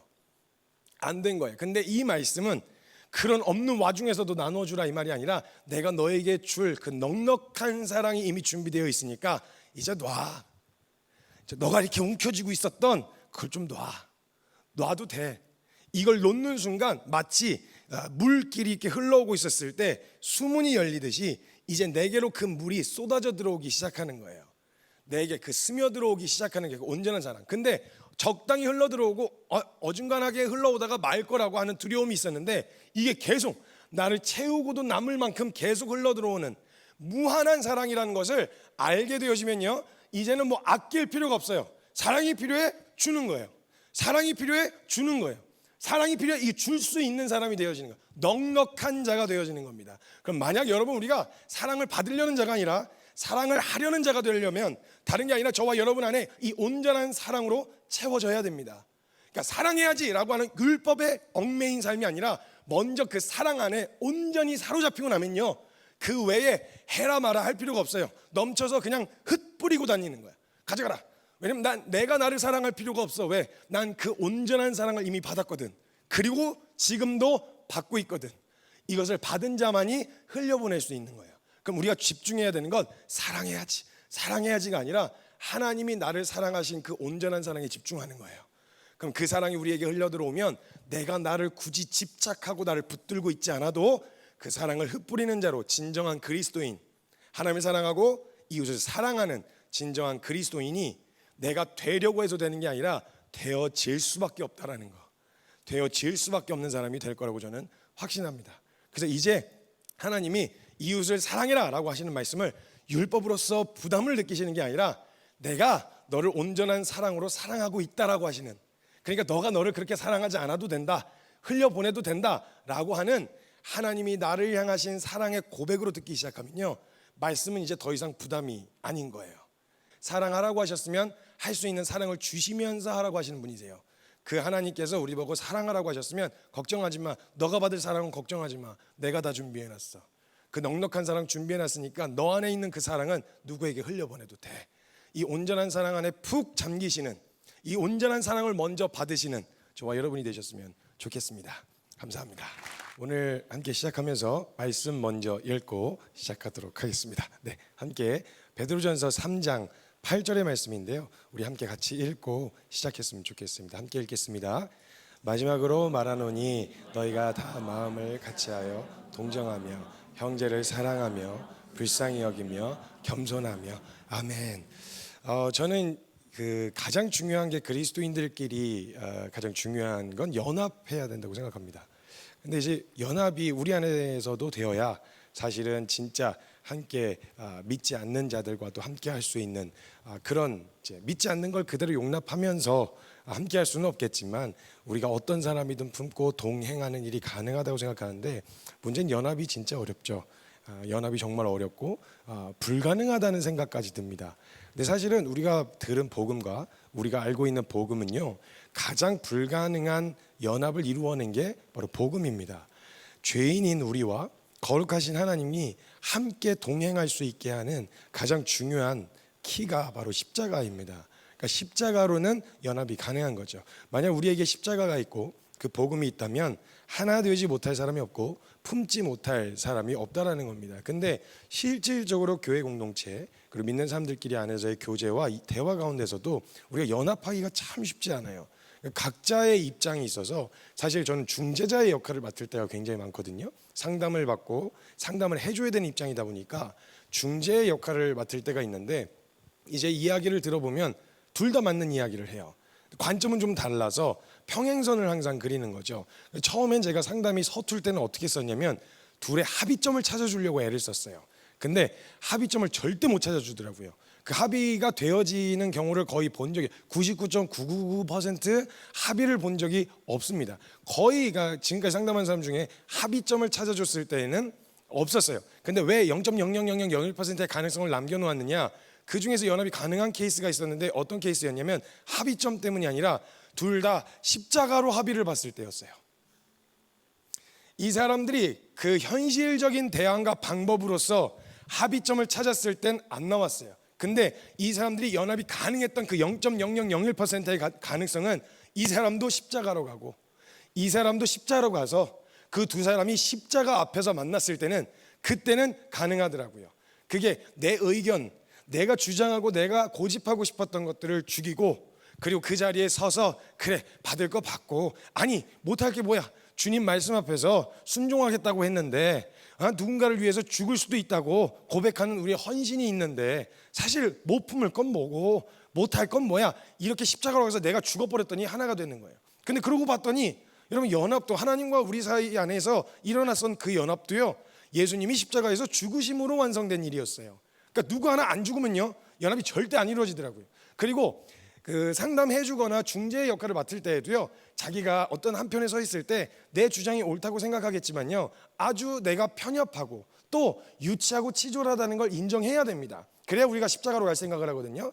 사람들은요, 대의적인 명분 뒤에 자기의 본심을 숨겨놓습니다. 이 사람이 분명히 말하는 의도가 있을 텐데, 누굴 지금 겨냥하는 걸 텐데, 분명히 감정은요 어떤 사건 없이 일어나지 않거든요. 무슨 일 때문에 그러지? 여기에 보통 예의주시하면서 이야기를 들어요. 그러면요, 사람들은 자기 본심을 이야기하려고 하면요 얘기를 잘 못해요. 왜냐하면 자기가 봐도 너무 유치한 주제거든요. 너무 사소한 일로 내가 서운한 거야. 그럼 그걸로도 서운한데 내가 그런 걸로 서운해하고 있다는 것 자체도 싫은 거야. 그걸 인정하고도 싶지도 않고 내가 그런 걸로 삐졌다는 것 자체가 용납하기 싫은데 얘가 자꾸 캐물으니까 그것도 짜증나는 거야. 어떻게 하라는 겁니까 도대체? 그러니까 이렇게 자기가 보통 반응하는 주제들과 이슈들이 사실 그렇게 엄청난 이슈에 엄청난 명분과 이유가 있어서 어려워하는 게 아니고요, 되게 사소해요. 사소한데 이걸 그대로 인정하면 차라리 해결이 빠를 텐데 인정을 안 하고 자꾸 영적인 말을 갖다 붙입니다. 그래서 기독교인들끼리 싸우면 제일 무서워요. 왜냐면 해결을 못 봐요. 온갖 성경이 막 난무하거든요. 그래서 제가 그리스도인들이 어떻게 싸우냐면요, 밖에 사람들은 그냥 너 짜증나, 싫어, 나 미워, 그냥 이렇게 그냥 대놓고 감정을 표출한다면, 그리스도인들의 싸움이 제일 무서운 이유가 이 사람들은 전신갑주 입고 싸워요. 성령의 검으로 막 찌르고요, 믿음의 방패로 막 맞고요, 의의 진리에 허리띠 띠고 이러면서 싸우니까 이게 진짜 막 거의 막 성경 가지고 거의 난도질을 해요. 같은 예수님 믿는데 이게 합의가 안 봐진다는 거예요. 그러니까 이런 식으로 표현하는 거죠. 예를 들면 먹을 걸로 서운했어요. 사람이 여러분 먹을 걸로 진짜 맘상해요. 약간의 그램수의 차이로도요 맘상하는 게 사람이에요. 그럼 그걸로 서운했어요. 그러면 나 이것 때문에 서운해. 그러면 그거 내가 일부러 그런 거 아니야, 이러면 쉽게 풀리잖아요. 근데 문제는 여기다 영적인 엄청 대의적인 명분으로 이걸 감싸는 거예요. 갑자기 어느 날 오더니 마음이 너무 어려운 표정으로 짓더니 저한테 뭐라 그랬냐면, 공동체에 사랑이 없어요. 먹을 것 때문에 삐졌는데 지금 먹을 거 안 남겨놨다고 지금 삐진 건데 갑자기 대뜸 공동체에 사랑이 없다 그러면 도대체 이걸 뭐라고 어떤 솔루션을 줘야 됩니까? 그러니까 처음에 그렇게 당하면 사람들이 많이 당황해요. 그 질문 자체에 대한 솔루션을 줄 거 아니에요. 그러면 그거에 대한 해답이, 자기의 지금 어려움이 먹을 것 때문이었는데 이게 해결이 되겠어요, 안 되겠어요? 안 되죠.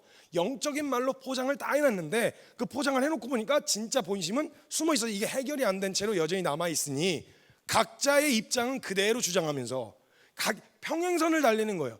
분명 그 질문이었다면 아니다, 널 사랑한다, 모든 관심이 너에게 있다라는 이야기로 풀려야 되는데 문제는 그게 아니었거든요. 이것처럼 이런 문제들이 우리 안에 있다 보니까 인간, 그 사람을 파악하지 않으면 사실 이게 연합, 현실적인 대안과 방법으로는 하나 되기가 굉장히 어려워요. 만약 우리가 그리스도인이라면 어떤 상황과 어떤 마음으로 설 때 정말 하나가 될 수 있고 정말 한 마음 한 뜻으로 공동체 안에 진정한 연합과 건강한 공동체가 되어질 수 있는가에 대해서 기도하며 주님 앞에 구했을 때 한 가지 주신 키워드가 바로 긍휼함이었습니다. 긍휼함. 여러분, 공동체 안에 공통의 목표와 공동의 적이 있잖아요. 그러면 하나 되기가 굉장히 수월합니다. 그냥 굉장히 힘있게 결속이 되어져요. 근데 그리스도와 그리고 교회, 그리스도를 머리로 한 교회의 공동의 적은 어둠의 주관자들이겠죠. 성경적으로 봤을 때 공동의 목표는 예수님 다시 오시는 거겠죠. 우리 교회가 함께 향하는 거, 얼른 주님 만나고 싶은 마음 아니겠어요? 주님 함께 뵙고 얼른 천국 가고 싶은 그런 소망함이 아니겠어요? 근데 만약 이 공동의 목표와 공동의 적이 만약 교회에서 사라졌다, 이 공동의 목표가 설정이 되지 않았다, 그냥 우리 현재 내가 하고 있는 종교 생활 정도와 신앙의 생활을 하는 정도만 생각하고 있었다, 그렇게 되어지면 자리 차지하기 바쁩니다. 더 움직이지 않는 그곳에서 내 자리를 확보하기 바쁘니까 밀어내거나 내 편을 만들거나 이 그룹을 만들거나 팔을 나누거나 이런 일들이 일어나게 되어지는 거예요. 그러니까 공동의 목표와 공동의 적이 딱 있고 어떤 어려움에 딱 봉착하면요, 가족인 게 확 드러나요. 한 마음 한 가족이라는 게 확 드러나는데, 그래서 편안하기만 해서 공동체가 건강해지진 않아요. 때로는 주님이 그 공동체를 단단하게 하시기 위해서 흔들어도 보십니다. 흔들어도. 근데 여러분, 흔듦에는 여러 가지 두 가지 정도의 방향성이 있는데, 하나는 흔들어서 뽑기 위해서 흔드는 것도 있고요, 하나는 집어넣으려고 흔드는 게 있습니다. 하나님이 허락하시는 흔듦은 집어넣게, 더 깊게 뿌리내리게 하시기 위해서 흔드세요. 사단은 잡아 뽑으려고 흔들고요. 근데 주님이 더 강하시니까 그 모든 상황을 통해서 하나님을 주목하기만 하면 그 여러 가지 환난과 어려운 상황 가운데서 깊이 박히는 게 오히려 그걸 통해서 공동체가 깊게 박힐 수 있게 되어진다는 거예요. 그래서 공동의 방향으로 함께 나아가야 되는데, 서로가 이 길을 갈 때 예수님을 따르는 길이 정말 주님 말씀하셨던 것처럼, 예수님 말씀하셨던 것처럼 좁은 길이다. 그래서 이 길을 가는 것에 자기의 유익을 구하는 길이 아니라 내가 죽고 나는 죽음의 길을 선택하고 오히려 내가 불이익을 감수하고 오히려 내가 희생하고 이런 게 예수님을 따르는 길이다 라고 했으면요, 그 길을 내가 걸어가고 있잖아요. 그 길에서 만난 모두가 다 아군입니다. 왜냐하면 그 길은요, 예수님을 따르는 사람이 아니고선 선택하지 않을 길이거든요. 넓은 길은 알아서 그냥 누구나 아무나 다 가려고 하는 길입니다. 근데 그 길 있잖아요. 예수님 때문에 당하지 않아도 될 불이익을 당할 수밖에 없는 자리로 굳이 기어가는 사람, 내가 하지 않아도 될 일을 예수님 때문이 아니라면 하지 않아도 될 일을 굳이 하는 사람, 가지 않아도 될 길을 굳이 가는 사람. 내가 만약에 오늘 내 삶 가운데서 당연하게 사람들이 가는 길이 아니라 그래도 주님 때문에, 주님 사랑하는 마음 때문에 하지 않으려고 하는 것을 하려고 하고, 가지 않으려고 하는 길을 가려고 하고, 당하지 않아도 될 불이익을 감수하면서까지 그 자리에 서서 견디는 그 자리에서 누군가를 만나잖아요. 이 사람만큼 아군이 없어요. 든든한 거예요. 그냥 이 사람은요, 그냥 어떤 마음이 드냐면요, 치근하고요, 보기만 해도 뭔 말 대화를 안 나오는데 그냥 치근한 거 있잖아요. 그래, 아유 얼마나 힘드냐, 나도 느끼고 있으니까 그 길에서 만나면 다 아군이란 말이에요. 그럼 만약 우리 교회가 예수님 말씀하셨던 것처럼 이 세속적인 가치 한복판에서 예수님을 따르는, 자기를 부인하고 십자가를 지고 주님을 따라가는 이게 우리의 공동의 목표였고 우리가 갈 길이었다면요, 성도가 모두가 그걸 동의하고 함께 그 길을 가는 중이었다면, 그 교회 안에 있는 사람들은요, 서로 만나기만 해도요, 이걸 너 뭐야, 너 표정이 왜 그래, 이거부터, 니는 왜 거기 앉아 있어, 거기 내 자리야, 이런 사소하고 이런 싸움이 아니라 그냥 일주일에 한 번 만나면 아군이에요. 얼마나 고생이 많았어, 그래. 응? 한 주간 얼마나 고생이 많았어. 그 싸우느라고, 그 치열하게 그 붙으느라고 얼마나 고생이 많았어. 이런 애틋함이요, 이런 애틋함, 측은히 여기는 마음. 근데 이 긍휼함이 없는 거예요. 왜냐하면 예수님을 따르는 것이 종교가 돼가지고 이것을 통해서 내가 얻을 이익이 조금이라도 있잖아요. 그러면 이러면 비즈니스가 됩니다. 그럼 어떻게 되냐? 밥그릇 싸움하기 시작합니다. 그때부터. 그러니까 이 사람에게 빼앗기지 않기 위한, 더 내주지 않기 위한 싸움이 시작되어지는 거예요. 근데 모두가 그 길이 아니라 예수님을 따르는, 자기를 부인하고 십자가를 지고 따라가는 길로서 모두 함께 가기로 결정했고, 그게 너무 뚜렷하게 교회의 목적지이고 목표였다면요, 거기에 동의해야만 거기 들어갈 수 있잖아요. 거기 들어가 있는 사람들은 전부 다 아군인 거예요. 미워할, 멀리할 이유가 없어요. 가까이 있진 않아도, 그냥 대화를 많이 나누지 않아도 그냥 마음이 통하는 거예요. 그래, 좀만 견디자. 그래, 좀만 버티자. 그래, 우리 끝까지 가자. 이 마음으로 측은히 여기고 긍휼히 여기는 이 마음이 저는 교회 공동체 안에 있어야 된다고 믿어요. 오늘 읽은 본문 말씀에서 베드로가 서신을 보내는데, 서신을 보내는 수신인들이 불특정 다수입니다.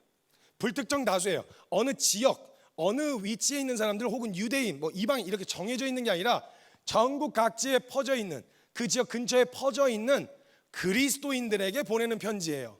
근데 그때 당시에 상황이 어떠했고 베드로의 심적 상태가 어떠했냐면, 그때 당시 네로 황제가 미쳐가지고 불을 지른 다음에 그 화재의 원흉을 그리스도인들, 크리스찬들, 기독교인들로 화살을 돌려버렸어요.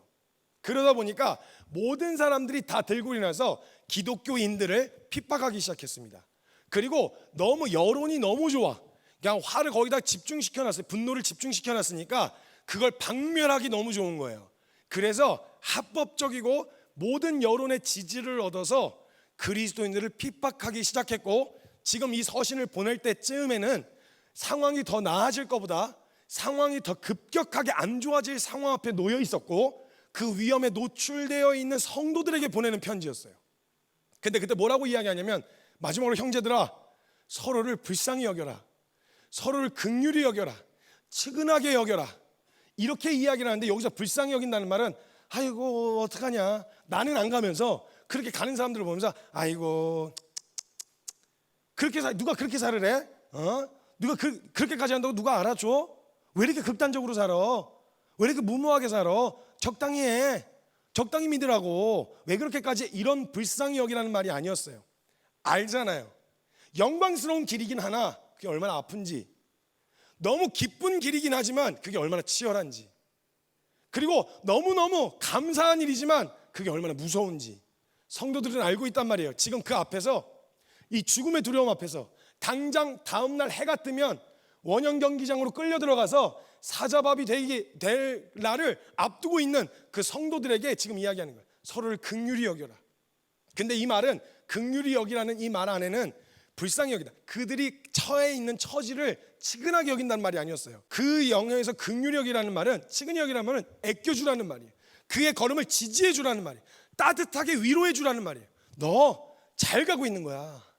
괜찮아. 치열해. 알아. 무서운 거 알아. 그렇게 사는 거 포기하고 싶은 생각들이 순간순간 찾아 들어올 거라는 거 알아. 근데 걱정하지 마. 하나님 살아계셔. 가장 영광스러운 길이야. 잘 가고 있는 거야. 이렇게 위로하고 따뜻한 말로 격려해 주라는 말인 거예요. 거기 있는 성도들은요, 출신지도 다르고 지역도 달랐어요. 신앙의 영적 수준도 달랐어요. 어쩌면 표현하는 표현법도 초대교회여서 정리가 많이 안 된 터라 달랐을 수도 있어요. 근데 그들에겐 그들이 처해 있는 그 상황에 공통적인 특징이 하나 있었어요. 전부 다 예수님 때문에, 예수님을 믿는다는 그 이유 하나 때문에 거기 그 감옥에, 지하 카타콤에, 지하 교회에 핍박을 받고 고난을 받고 죽임을 당하는 그 상황에 놓여져 있는 사람들이었다는 거예요. 그 사람들은요, 서로 확인하는 길이 없었어요. 근데 그 사람은 왜 그런지 모르겠는데 서로 알아봤나 봐요. 그래서 그들만의 사인이 있었어요. 같이 크리스찬인 것 같은 느낌이 약간 쎄하게 들면 바닥에다가 얼른 물고기 표시를 이렇게 그렸어요. 물고기 표시를. 그래서 이걸 물고기 표시를 하면 그 반대편에 있는 사람도 크리스찬이면 똑같이 물고기 표시를 그리는 거예요. 다른 대단한 교제, 대단한 진리의 교제나 이야기 나눌 틈도 없어요. 딱 하나 표시 한 번만 하면요, 그걸로 그냥 위로가 되는 거예요. 있구나, 나도 가고 있어. 말은 대화를 나눌 수는 없는데 그거 하나가 그렇게 큰 위로가 되어지는 거예요. 서로가 서로에게 위로가 되는, 그 길을 가는 중에 만난 그 모든 이들은, 그 길 위에 있는 사람들은 전부 다 내 아군인 거예요. 전부 다 내 사람들인 거예요. 그러니까 그게 너무 안심이 되고 위로가 되었던 거예요. 그 원형 경기장 영화에 보면요, 그 쿼바디스 도미네라고 하는 영화에서 보면요, 베드로가요 원형 경기장 관중석에서 원형 경기장으로 끌려 들어가고 있는, 곧 사자밥이 되려고 끌려 들어가고 있는 성도들을 향해서 너희 당당하게 걸어가라. 너희 당당하고 떳떳하게 걸어가라. 주 예수의 이름 때문에 고난을 받는 자들, 너희는 영광이다. 당당하게 가. 그들을 향해서 따뜻한 말로 위로하고 격려하고 그들을 블레싱해 주는 거예요. 누가 보면 그렇게까지 하냐, 꼭 그렇게 살아야 되겠냐, 그냥 그들의 걸음을 치근히 여기고 불쌍히 여기는, 이건 위로가 아니에요, 여러분. 누구라도 주님을 위해서 더 해보겠다는 생각을 한 사람에게 불쌍히 여기는 그의 걸음 자체가 이해가 안 돼서 불쌍히 여기는 이런 마음이 든다면, 여러분, 우리가 점검해야 돼요. 근데 정말 그 길에 주님을 사랑해서 뛰어든 사람은요, 그 길을 같이 뛰어든 사람을 봤을 때 왜 그렇게까지 해? 이런 생각이 안 들어요. 그래, 너도 합류했구나, 너도 발견했구나, 너도 이 영광을 받구나. 그래서 함께 그 길을 걸어갈 때는요, 사소한 게 무슨 문제가 되겠어요? 표현이 조금 다른 거, 언어가 조금 다른 거, 문화가 좀 다른 거, 이게 뭐가 문제가 되겠어요? 결국 다른 거 조금씩 달라도 너 예수 믿는 사람이야? 예수 믿는다는 그 질문에 대답만 하면 바로 끌려갈 게 뻔히 보이는데, 그 질문 앞에 문화도 다르고 성격도 다르고 처한 상황도 다 다른 사람들이 그 앞에서 이구동성으로 똑같은 고백을 하는 거예요. 예수가 나의 그리스도다. 예수가 나의 주님이시다. 그럼 바로 끌려간, 그 길을 가는 사람들이 인종 따지겠어요? 문화 따지겠어요? 언어 따지겠어요? 사소한 걸로 먹는 것 같고 자리 싸움 하겠어요? 그럴 필요가 없다는 거예요. 왜냐면 그 길을 걸어갈 때 만난 사람들이 모두가 다 함께 가는 동역자이기 때문에. 그래, 여러분, 우리가 정말 진정한 동역자 만나고 싶으시잖아요. 그리스도 안에서 동역자를 만나고 싶으시면 그런 성격 비슷한 사람을 찾을 게 아니라, 내가 정말 나를 부인하고 주님 때문이 아니라면 선택할 이유가 없는 자리에 찾아 들어가 보세요. 거기서 누굴 만나잖아요. 그 사람 진짜 동역자예요. 그 사람이 서로 진정한 성도의 교제가 거기 안에서 일어납니다. 그 밖에서 서로 말통하고 합의점을 찾고 서로 재밌고 즐겁고 이런 교제가 성도의 교제가 아니라, 예수 그리스도가 아니면 선택할 이유가 없는 자리에서 거기서 누군가를 만났다면 거기서 만나서 교제하는 교제가 진정한 성도의 교제가 되어지는 거예요. 그래서 저는 그 이야기를 하고 싶은 거예요. 진정한 위로요, 진정한 격려요, 진정한 하나됨은요, 우리 모두가 나를 부인하고 예수 그리스도가 아니면 가지 않을 길을 선택하여 가는 이들을 향해서 베드로가 선포해 주는 위로, 불쌍히 여기고 긍휼히 여기는 것, 그들의 처지를 치근히 여기는 게 아니었어요. 그 걸음을 지지해 주는 거죠. 따뜻한 말로 위로해 주고, 가자, 당당하게 가자. 그래서 당당하게 찬송 부르면서 원형 경기장으로 들어갔어요. 찬송 부르면서 나무에 매달렸어요. 찬송 부르면서 목이 매달렸어요. 찬송 부르면서 매 맞았어요. 수많은 사람들이 두려워하고 고통의 비명도 지르기도 했지만 마지막까지 찬양을 부르던 모습이 있어요. 그리고 베드로도 마침내 그 자리에 똑같이 서서 그 길을 걸어가요. 여러분, 진정한 연합이요, 교회의 연합 프로그램으로는 안 됩니다. 진정한 연합이요, 말이 맞다고 안 됩니다. 진정한 연합이요, 성격 비슷하다고 안 됩니다. 교회의 진정한 연합은 십자가 안에서만 이루어집니다. 그렇기 때문에 모든 성도가 만일 진정한 연합을 꿈꾸고 있다면 우리가 자기를 부인하고 예수 그리스도의 이름 때문에 선택한 그 자리에서 하나가 될 수 있다고 저는 확신합니다. 그럼 저는 연합을 꿈꾸고 연합을 원하신다. 그럼 우리가 먼저, 당신이, 여러분이 먼저 그 십자가의 길을 선택하여 걷는, 이 말은 추상적이고 무슨 영적인 의미가 아니에요. 예수님의 이름이 아니라면, 그 이름 때문이 아니라면 가지 않아도 될 길을 가고, 서지 않아도 될 자리에 서고, 당하지 않아도 될 불이익을 감수하며 가는 그 길에 함께 동참하여 가실 수 있었으면 좋겠습니다.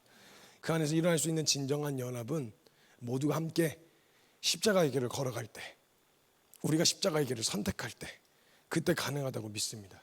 현실적인 따뜻한 이야기? 아니요. 그거 말고 우리 진짜 과감하게 예수님의 생명을 받은 자답게 과감하게 자기 부인하고 십자가 지고 주님 따라갑시다. 진정한 연합은 이 안에서 일어날 수 있을 거라고 확신합니다. 우리 함께 그 길을 함께 따라가는 동역자 되신 여러분, 잘 가고 계신 겁니다. 혹시 예수님 때문에 당하지 않아도 될 불이익을 당하셨습니까? 잘하셨습니다. 가지 않아도 될 길을 선택하셨습니까? 잘하셨습니다. 주님이 기뻐하실 거예요.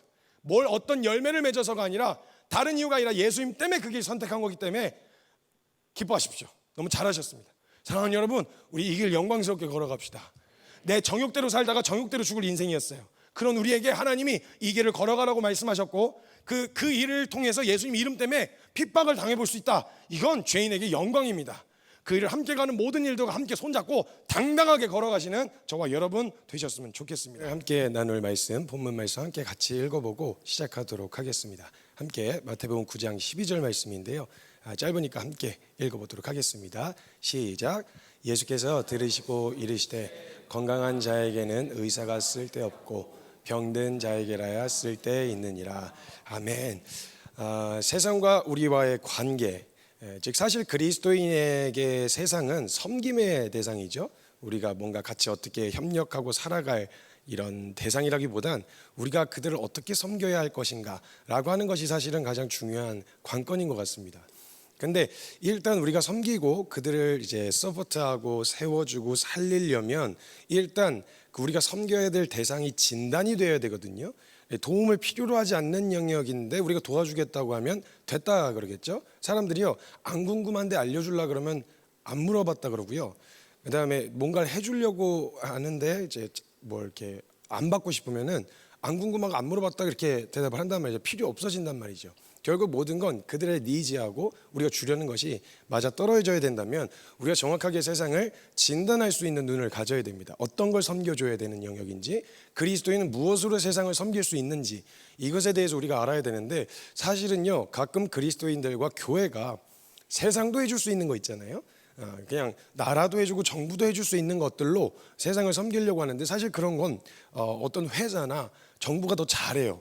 그럼 교회는, 그리고 그리스도인들은 그리스도인만이 교회 많이 해줄 수 있는 걸 줄 수 있어야 하잖아요. 근데 우리가 그 어떤 걸 섬겨야 될지 주와 부가 이렇게 자꾸 바뀌게 되어지는 일들을 많이 경험하게 되어집니다. 제가 한 번은, 사실은 제가 어렸을 때부터 선교사로 헌신해서 살아가는 바람에 제가 좀 밖에 나가고 싶었어요. 선교단체가 아닌 밖에 나가서 제가 이제 좀 원하는 걸 즐기면서 이렇게 살고 싶었는데, 대놓고 그렇게 말씀은 못 드리고 제가 결국은 사람을 섬겨야 되지 않겠습니까?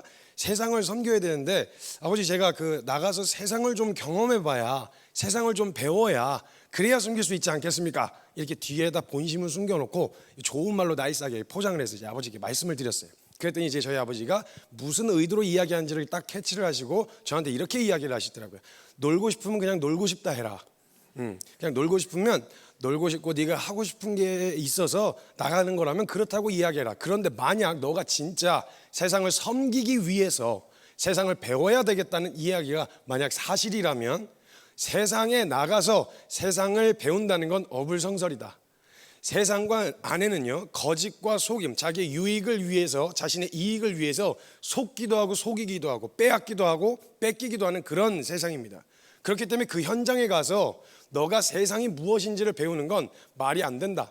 거짓과 속임으로 가득한 세상 한복판에서 세상을 배울 수 없다. 네가 진짜 세상을 배우고 싶거들랑 세상을 창조하신 분에게 배워야 한다. 그분이 세상의 원래의 모습이 그리고 그들에게 무엇이 필요한지 가장 잘 아시는 분이시기 때문에 너가 뭘 어떤 걸 배워야 한다라고 하기 전에 말씀, 그분의 말씀에 정통하면 그 말씀 가운데 깊이 나아가면 세상을 창조하신 분이 세상이 무엇인지를 너희에게 가르쳐 주실 것이다 라고 이렇게 이야기를 하셨어요. 처음엔 못 알아들었었는데 그 말에 무슨 의미인지를 시간이 지날수록 깨닫게 되어지더라고요. 지금 요즘 대한민국만 놓고 봤을 때요, 우린 대한민국을 살아가는 그리스도인들이니까요, 이 나라가 지금 현재 괜찮냐? 대한민국 건강합니까? 라고 물어보면요, 아마 10명 중 9명 아니면 그 이상 아니면 대부분이 전부 다 아니요, 대한민국은 건강하지 않습니다 라고 대답할 겁니다. 그럼 한국교회는 건강합니까? 라고 물어보면 10명 중 10명이 아니요, 건강하지 않습니다 라고 대답을 할 겁니다. 그렇다면 우리가 모두가 다 무엇인가가 문제가 있다는 걸 체감하고 있는 상황이라는 겁니다. 아, 뭐가 문제가 있다, 우리가 좀 불행하다, 어렵다, 뭔가 문제가 생겼다라는 것을 인지는 했는데 제일 중요한 건 문제가 뭔지를 알아야 해결을 할 거 아닙니까? 그럼 우리는 문제가 있다는 건 알았는데 그 문제가 무엇인지에 대해 우리는 정확하게 알고 있냐는 거죠. 대한민국 안에 수많은 이슈들, 뉴스만 켜면 너무나도 흉흉한 소식들이 들려오고 있습니다. 전 세계에서 들려오는 소식들은 말할 것도 없고요, 대한민국 내부 안에서 이 안에서만 일어나는 일들만 해도요 수많은 사건 사고들이 일어납니다. 이런 수만 가지의 문제들 앞에 놓여 있단 말이죠. 근데 이런 문제들 앞에 있을 때 그런 그래프와 통계를 보게 되어지면 사람들은요, 아, 나 문제가 있어요, 나 뭔가 어떤 불행해요 라고 문제를 자각하게 됐을 땐요, 반드시 사람들은 불행의 이유를 찾으려고 합니다. 문제의 이유를 찾으려고 한단 말이죠. 근데 대부분 그렇게 찾는 이유들을 봤을 때 상황적으로 명확하게 뭔가 딱 떨어지는 불행의 이유를 찾으면 그것만 해결되면 될 텐데 라는 기대를 가지고 살 수 있고 그걸 해결해 보려고 할 텐데 딱 떨어지는 결론이 안 날 때가 진짜 사람 환장합니다. 제가 한참 불면증에 시달렸을 때가 있었어요. 저는 진짜 좀 심했어서 최장 2주간 꼴딱 한숨도 못 잤던 시간들이 있었거든요. 그러면은 제가 이제 그런 문제를 가지고 상담을 받으러 가서, 예전에 상담을 받으러 가서 어떻게 해야 됩니까? 라고 이야기했더니 생각이 너무 많대요. 생각을 많이 하지 말래요. 그래서 그렇죠. 그러니까 그게 됐으면 제가 그렇게 했죠. 그러니까 그랬으면 그걸 알는데 그걸 어떻게 하는지 알았으면 제가 잘 잤죠. 그러니까 그걸 어떻게 하는 건데요. 저는 그러니까 그걸 해결할 원인을, 그러니까 원인, 근본적인 해결을 원하는 거잖아요. 근데 그런 표면적인 문제들에 대한 진단 의미가 없다는 거예요. 환장하겠는 거죠. 그러니까 이런 상황들 가운데 여러분 어떤 물건과 기계도 그래요. 뭔가 어떤 문제가 생겼을 때 발생했어요. 화면이 안 나와요, 어떤 모니터가. 그러면 딱 떨어지게 콘센트를 꼽지 않았다. 아, 문제는 콘센트를 꼽지 않아서 전력이 공급되지 않았기 때문에 TV가 안 나오는 거구나, 이렇게 진단이 되면 꼽는다, 이거 하나면 되잖아요. 근데 꼽았는데도 안 돼. 그리고 뭐 이것저것 켜봤는데도 안 돼. 다른 기계를 꽂았는데 다른 건 돼, 얘만 안 돼. 그럼 뭐가 문제가 있다는 건데 그 문제가 도대체 어디서부터 왔는지를 모르면요, 환장하겠는 거예요. 차라리 확실하게 알면, 아, 이건 내 힘으로 해결할 수 없는 거구나, 맡겨야 되겠다. 아, 이건 내 힘으로 할 수 있겠구나, 내가 해결해 보면 되겠다, 진단이 나오잖아요. 그런 문제들을 직면했을 때. 근데 이게 안 되는 게 죽겠는 거거든요. 여러분, 세대 갈등은 왜 있는 걸까요? 수많은 전문가들이 진단을 내리는데 그거 왜 해결 안 되는 걸까요? 저출산 문제, 남녀 갈등, 이거 왜 해결 안 되는 걸까요? 문제인 줄은 알아요. 문제가 뭔지는 알았어요. 그래서 그거 어떻게 해야 되는 걸까요? 그럼 경제 문제는 어떻게 해야 되는 걸까요? 지금 우리가 가지고 있는 그 수많은 문제들, 그래서요, 사람들은 그 문제를 딱 봤을 때 대부분의 경우는 1차원적으로 해결하려고 합니다. 많은 그리스도인들과 많은 교회들도 그러해요. 1차원적으로, 아, 배고파, 떡 주면 해결되겠지. 아, 아파, 치료해 주면 되겠지. 근데 희한한 건 사람이 그 상황을 해결하기 위해서 하나의 문제를 해결하고 나면 연속적으로 그 다음 문제가 발생하게 됩니다. 남녀 간의 갈등이 일어났을 때 여자가 차별을 받았어요. 그래서 해주면 반대로 역차별 소리가 나오게 됩니다. 그러면 세대 갈등도 청년을 위한 초점을 맞춰서 정책을 발표했더니 기존에 있었던 기성세대 안에서 문제가 발생하게 되어집니다. 이걸 하나 해결하면 이게 터지고 저거 하나 해결하면 저게 터지는 거예요. 그럼 이 모든 문제들, 수많은 사건 사고들의 문제를 사람들은 그 불행과 아픔과 어려움의 원인을 찾고 싶거든요. 이럴 때요, 사람들이 제일 많이 하는 방법이 원망의 대상을 설정해 주는 거예요. 저것 때문에 그래, 너 이것 때문에 그래, 너 어려운 거 남자 때문에 그래, 너 어려운 거 여자 때문에 그래, 너 어려운 거 정부 때문에 그래, 너 어려운 거 교회 때문에 그래, 너 어려운 거 이런 상황 때문에 그래, 너 돈이 없어서 그래, 너 부모 잘못 만나서 그래. 이렇게 1차원적으로 원망의 대상을 쏟아내, 원망의 대상을 설정해 준단 말이죠. 근데 문제는 그거를 그게 문제였구나라는 걸 깨닫고 죽자고 달려왔어요. 죽자고 달려와서 그게 해결책인 줄 알고 달려왔는데, 문제는 그걸 딱 얻었는데 이게 아니었던 거예요. 그럼 달려온 만큼 허망해지는 거거든요. 여러분, 많은 사람들이 돈이 없는 걸로 불편해합니다. 예, 불편해요. 그리고 심지어 그걸로 여러 가지 상황이 맞물리면서 불행을 겪기도 해요. 아픈데 병원을 못 간다든지, 아니면 빚에 쫓겨서 그 부담과 압박 때문에 자살을 선택한다든지, 수많은 문제들이 사회적 이슈로 존재합니다. 그런데 그럼 돈이 있으면 해결돼야 되잖아요.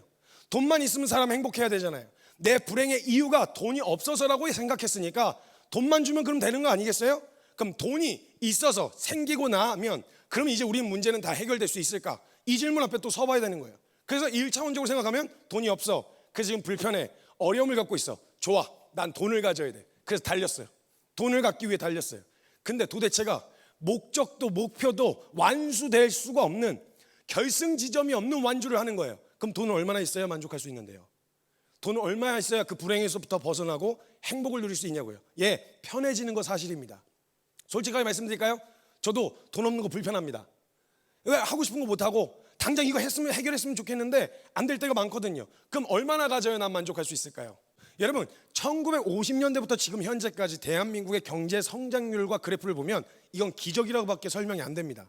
그러면 지금 우리는 그때 1950년대를 경험하지 않은 세대는 빼고 그때 태어나서 그 시기를 겪어왔었던 그 세대에게 물어봤을 때, 자, 그때부터 지금까지 경제 성장률이 500배 성장했습니다. 대한민국이. 그러면 500배 성장해서 이제는 먹을 걸로 고민하지 않아도 돼. 정부의 지원을 받을 수 있는 혜택과 기능들이 많아졌어요. 그러면 500배 행복해져야 되는 거 아닙니까?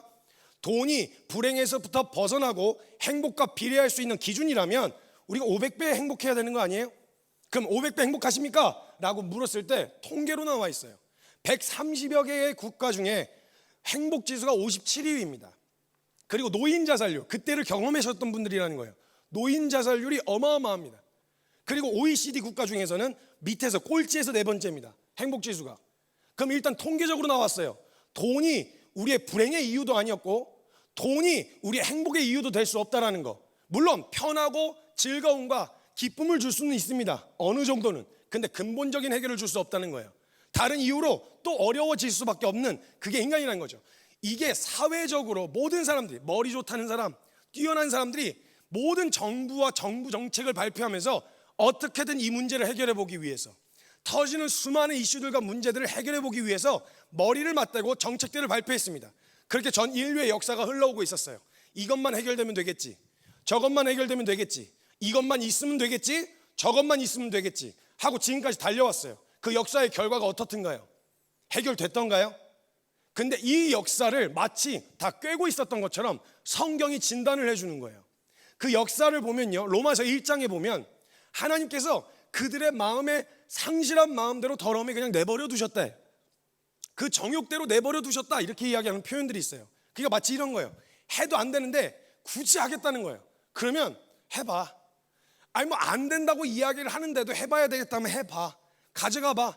네 시간과 인생과 열정과 에너지를 다 쏟아서 가봐. 가서 그 끝에 뭘 얻게 되어진지 한번 봐봐. 마치 이렇게 내어놓으시는 것만 같아요. 그렇게 한껏 달려와서 아마 지금까지의 역사로 봤을 때요, 아마 지금 인간이 해볼 수 있는 모든 시도들, 거의 대부분의 시도들을 다 해오는 시간대인 것 같아요. 지금 역사적으로 봤을 때. 이전에는 돈이 절대적이었어요. 왜냐하면 당장 굶어 죽을 것 같으니까 이것만 해결되면, 그래서 저 돈을 쥐고 있는 저놈들만 해결하면 우리가 함께 행복하게 살 수 있지 않을까. 수많은 정책들이 발표됐지만 역사적으로 지금까지 오는 동안 그래서 더 나아졌다? 그래서 우리가 만족했다? 아니요. 이런 결론을 얻지 못했다는 거예요. 여기까지 왔을 때요, 지금 이 시점까지 왔을 때 진짜 한 가지 확실하게 결론 내려질 수 있는, 깨닫게 되어진 건 뭐냐? 상황이 문제가 아니었구나. 이거 돈이 없어서가 아니었구나. 내가 다른 어떤 어려움, 문제들 때문에 그랬던 게 아니었구나. 내가 문제였구나. 이 무적행 같은 욕심이 어떤 걸 갖다 집어넣어도 만족할 수가 없는, 내가 존재적으로 병이 들었구나 라는 것을 직면할 수밖에 없는 시대까지 오게 되어졌다는 거예요. 그걸 다 해결하고도, 그걸 다 문제가 해결되어지고 나서도 깨닫게 되어지는 게 그거였다는 거예요. 근데 저는 이게 역사적으로 이렇게까지 왔으니까 이제 진짜 절망 아니냐라고 이야기할 수 있는데, 저는 지금이야말로 교회가 교회만이 해줄 수 있는, 교회만이 줄 수 있는, 교회만이 그리스도인만이 던져줄 수 있는 가장 중요한 메시지가 들려질 수 있는 상태까지 왔다고 생각해요. 우리의 근본적인 문제, 예전에는 상황 때문에, 돈 때문이라고 이야기할 수 있었어요. 근데 이제는 그것도 아니야.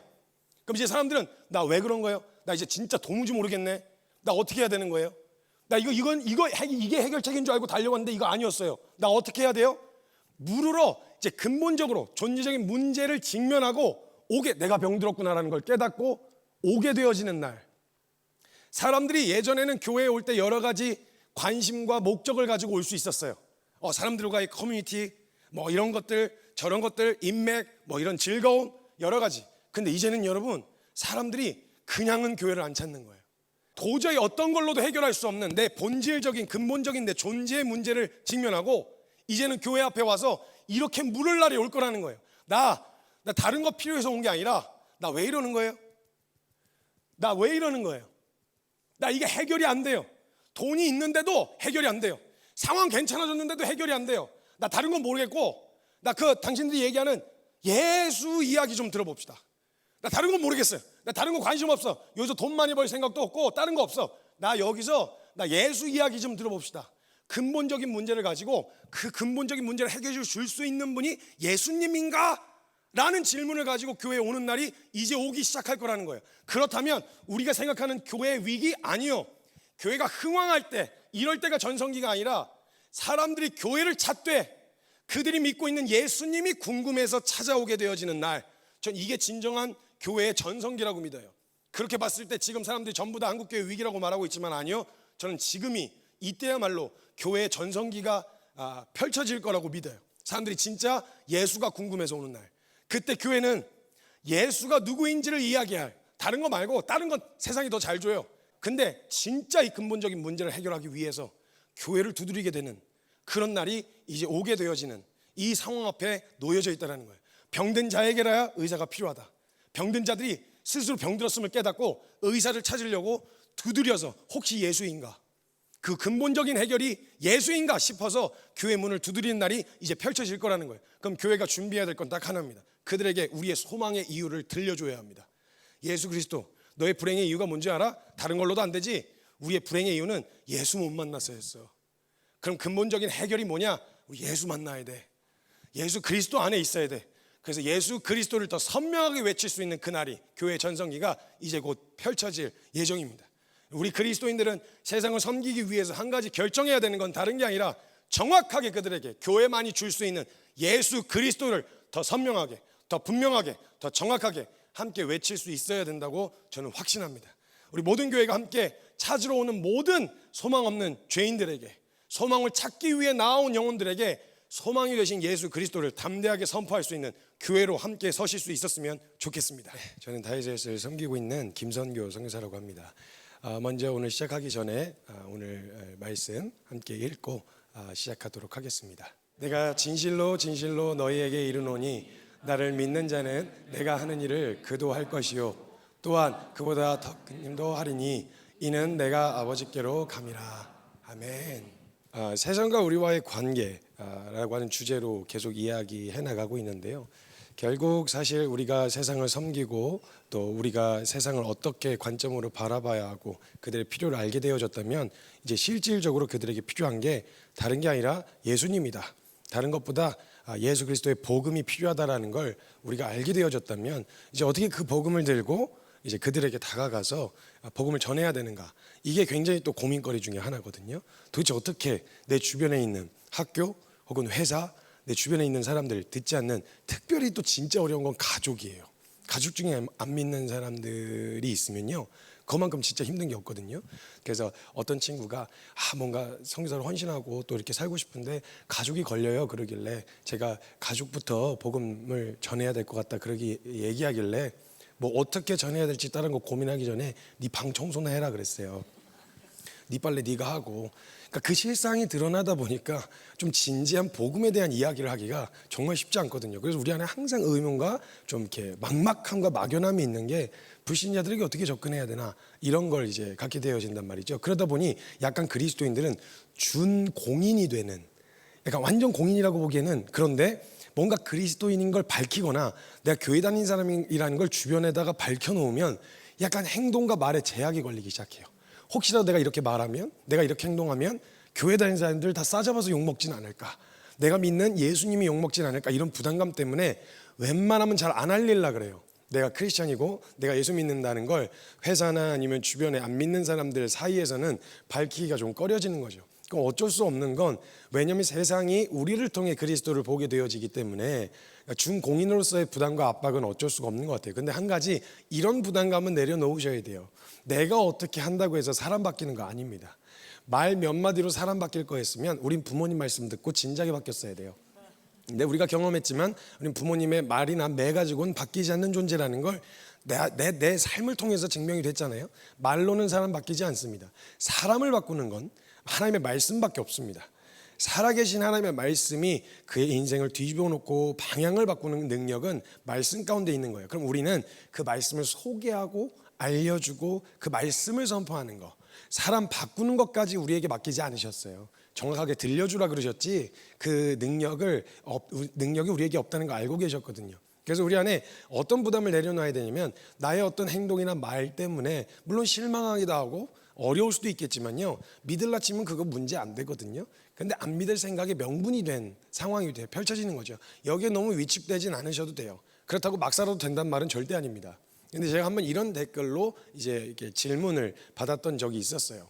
그러니까 그래도 연약함이나 우리가 정말 주님 앞에 나아갈 때 빛 대신 주님 앞에 이렇게 걸어 나아가는 거, 주님 앞에 나아갈 때 우리의 연약함은 내가 해결하지 않아도 그 말씀에 의해서 수정되어지고 자연스럽게 해결되어진다, 이런 말씀을 이제 나누고 있었던 상황이었거든요. 근데 거기에 이제 그 영상의 댓글에 이런 질문을 하더라고요. 그래도 여기 뒤에 비춰지는 이 그림자, 내 연약함, 그리고 넘어짐, 크리스찬들의 이제 잘못된 행동들, 이런 거 해결해야 사회에서 개독 소리 안 듣지 않을까요? 세상에서 개독 소리 안 듣는 거 아닐까요? 이렇게 얘기를 하더라고요.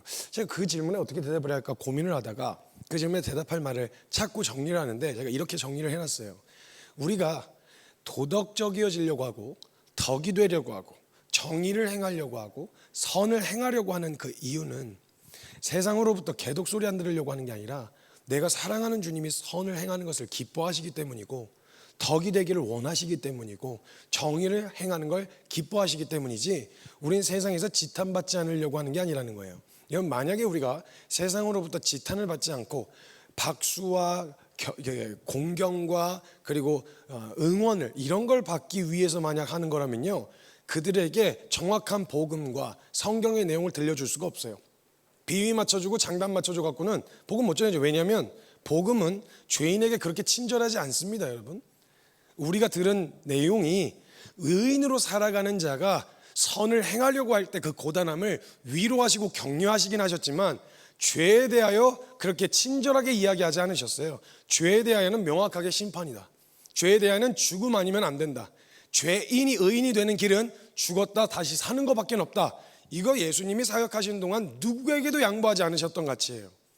예수님께서 만나는 사람마다 다양한 루트로 접근을 하셨습니다.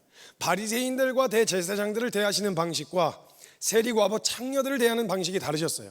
세상 관대하게 세리과부 창녀들을 대하셨고요, 세상 무섭게 바리새인 대제사장들을 대하셨어요. 그런데 예수님께서 그 누구도 예외 없이 세리과부 창녀냐 바리새인이냐 대제사장이냐 예외 없이 모두에게 일관된 기준을 제시하셨는데, 그게 뭐냐?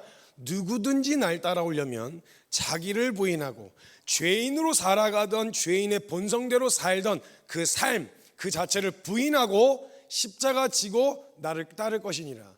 너 그렇게 하지 않으면 누구도 나 못 따라온다. 이건 예외 없이 남녀노소, 건강하냐 안 건강하냐, 장애가 있냐 없냐, 뭐가 문제가 있냐 없냐, 돈이 많냐 적냐, 이거 전혀 상관없어요. 누구든지 날 따라오려면 자기 부인하고 십자가 지고 따라오라고 하셨단 말이죠. 이건 예외 없으셨단 말이에요. 그래서 그들의 비위를 맞춰주기 위하거나 아니면 세상에서 격려나 위로와 박수를 받으려고 우리가 그렇게 행하는 게 아니고요, 우리 주님이, 우리가 따라가는 주님이 선을 행하는 것을 기뻐하셨기 때문에 선을 행해야 돼요. 안 그러면 계속 끌려다니게 되어진다는 거예요. 그래서 한 가지 기억하셔야 되는 건, 우리에겐 사람 바꿀 능력이 없다. 우리의 도덕성이 사람을 바꾸는 게 아니에요. 우리가 선을 행했기 때문에 사람이 변화되는 게 아닙니다. 도덕적이고 덕이 되고 선을 행했기 때문에 그리스도를 소개할 수 있는 기회는 주어질 수 있어요. 그러나 우리의 도덕이 그들을 바꾸는 건 아니라는 걸 확실하게 알고 계셔야 됩니다. 그래야 우리가 끌려다니지 않아요. 그들의 요구에 질질 끌려다니면서 이렇게 해야 되는 거 아니야? 저렇게 해야 되는 거 아니야? 라고 끌려다닐 수밖에 없어요. 우리더러 이래라 저래라 하실 수 있는 분은 교회의 머리 대신 예수 그리스도밖에 없습니다. 그렇기 때문에 우리가 세상을 섬길 때 위축되거나 주눅될 필요가 없어요. 말씀대로 우린 따라가고 순종하기만 하면 돼요. 결국 그것이 영혼들을 섬기고 죄인들을 위한 길이 되어지긴 하겠지만, 우리가 그들의 요구와 원함에 일일이 다 반응하면서 살아가는 건 아니라는 거예요. 그래서 다른 방식으로 사람들을 대해가고 예수님이 하셨던 대로 세상을 섬기는 거, 믿지 않는 자들을 섬기는 것을 다른 거 볼 게 아니라 예수님이 그들을 어떻게 하셨는지를 보면 알 수 있겠죠. 그래서 예수님이 말씀하시길, 너희가 내가 했던 일도 너희도 할 것이고 나보다 더 큰 일도 하실 거라고 이야기하셨단 말이죠. 그럼 예수님이 이 땅에 오셔서 그리스도 그 자체이셨잖아요. 우린 그리스도인이고 그분은 그리스도이셨단 말이죠. 그럼 그리스도이신 예수님이 불신자들, 즉 안 믿는 사람들, 그때는 모두가 다 불신자였거든요. 지금 믿는 사람들이 좀 어느 정도 섞여 있지만, 그때 당시에는 예수님 오셨을 땐 그리스도를 믿는 사람이 없었으니까 모두가 다 불신자였는데, 그 불신자들에게 어떻게 하셨는지를 보고 배우면 된다는 거예요. 우린 그리스도인으로서 살아가는 거니까 예수님이 어떻게 하셨는지 한번 보도록 하겠습니다. 첫 번째, 예수님은요 다른 거 안 하셨어요. 일단 사람들의 감정이나 사람들의 상태에 맞춰서 이야기 안 하셨고요, 예수님은 있는 그대로 하나님의 말씀을 선포하셨습니다. 여러분, 이걸 기억하셔야 됩니다. 복음은 설득이 아니라 선포입니다. 설득해서 믿어주세요, 설득해서 와주세요, 이렇게 하는 게 아니고요, 납득시키고 이해시키는 게 아니라 복음은 선포하는 겁니다. 여러분, 복음 자체가 능력이에요. 내가 말을 얼마나 잘 포장했기 때문이 아니라, 물론 포장지도 이쁘면 너무 좋습니다. 근데 그 포장지는 겉을 포장하는 것일 뿐, 선물의 핵심은 뭐예요? 그 안에 들어있는 내용이겠죠. 아무리 값진 것으로 포장을 해놔도 안에 쓰레기가 들어있으면 아무런 의미 없어요. 놀리는 거예요. 물론 포장지를 통해서 그 사람의 기대를 불러일으킬 수 있기 때문에, 그래서 포장지로 사용되어진 우리의 삶과 행동과 말을 좀 신경 써야 되는 부분들은 당연히 존재하겠지만, 그것과 상관없이 우리가 전하는 내용 자체가 능력이기 때문에 복음은 설득이 아니라 선포라는 걸 절대 잊으시면 안 됩니다. 그렇기 때문에 어떻게 설득을 했냐 안 했냐로, 받아들였냐 안 들였냐로 내가 잘못 전했나 이런 걸 의심할 필요 없어요. 나라는 그릇 안에 담아놓으신 은혜의 분량만큼 전해준 것뿐이고, 누구만큼 전하지 못했기 때문에 이 사람이 변하지 않은 게 아니라 우리에게 있는 역량만큼, 은혜의 분량만큼 외치는 거예요. 선포하는 거예요. 요한복음 3장 16절 밖에 모르겠어요? 요한복음 3장 16절을 선포하는 거예요. 그 이후에 그들은, 어떤 사람은요 성경 한 구절로도 바뀌기도 해요. 그건 내 말의 능력이 있어서가 아니라 내가 선포한 그 복음의 능력이 있어서였기 때문이라는 거죠. 그러니까 그걸 두려워하시면 안 된다는 거예요. 선포하셔야 돼요. 말씀의 능력을 믿고 그대로 아는 만큼, 우리에게 주신 분량만큼 선포하십시오. 그 뒤에는 우리의 몫이 아닙니다.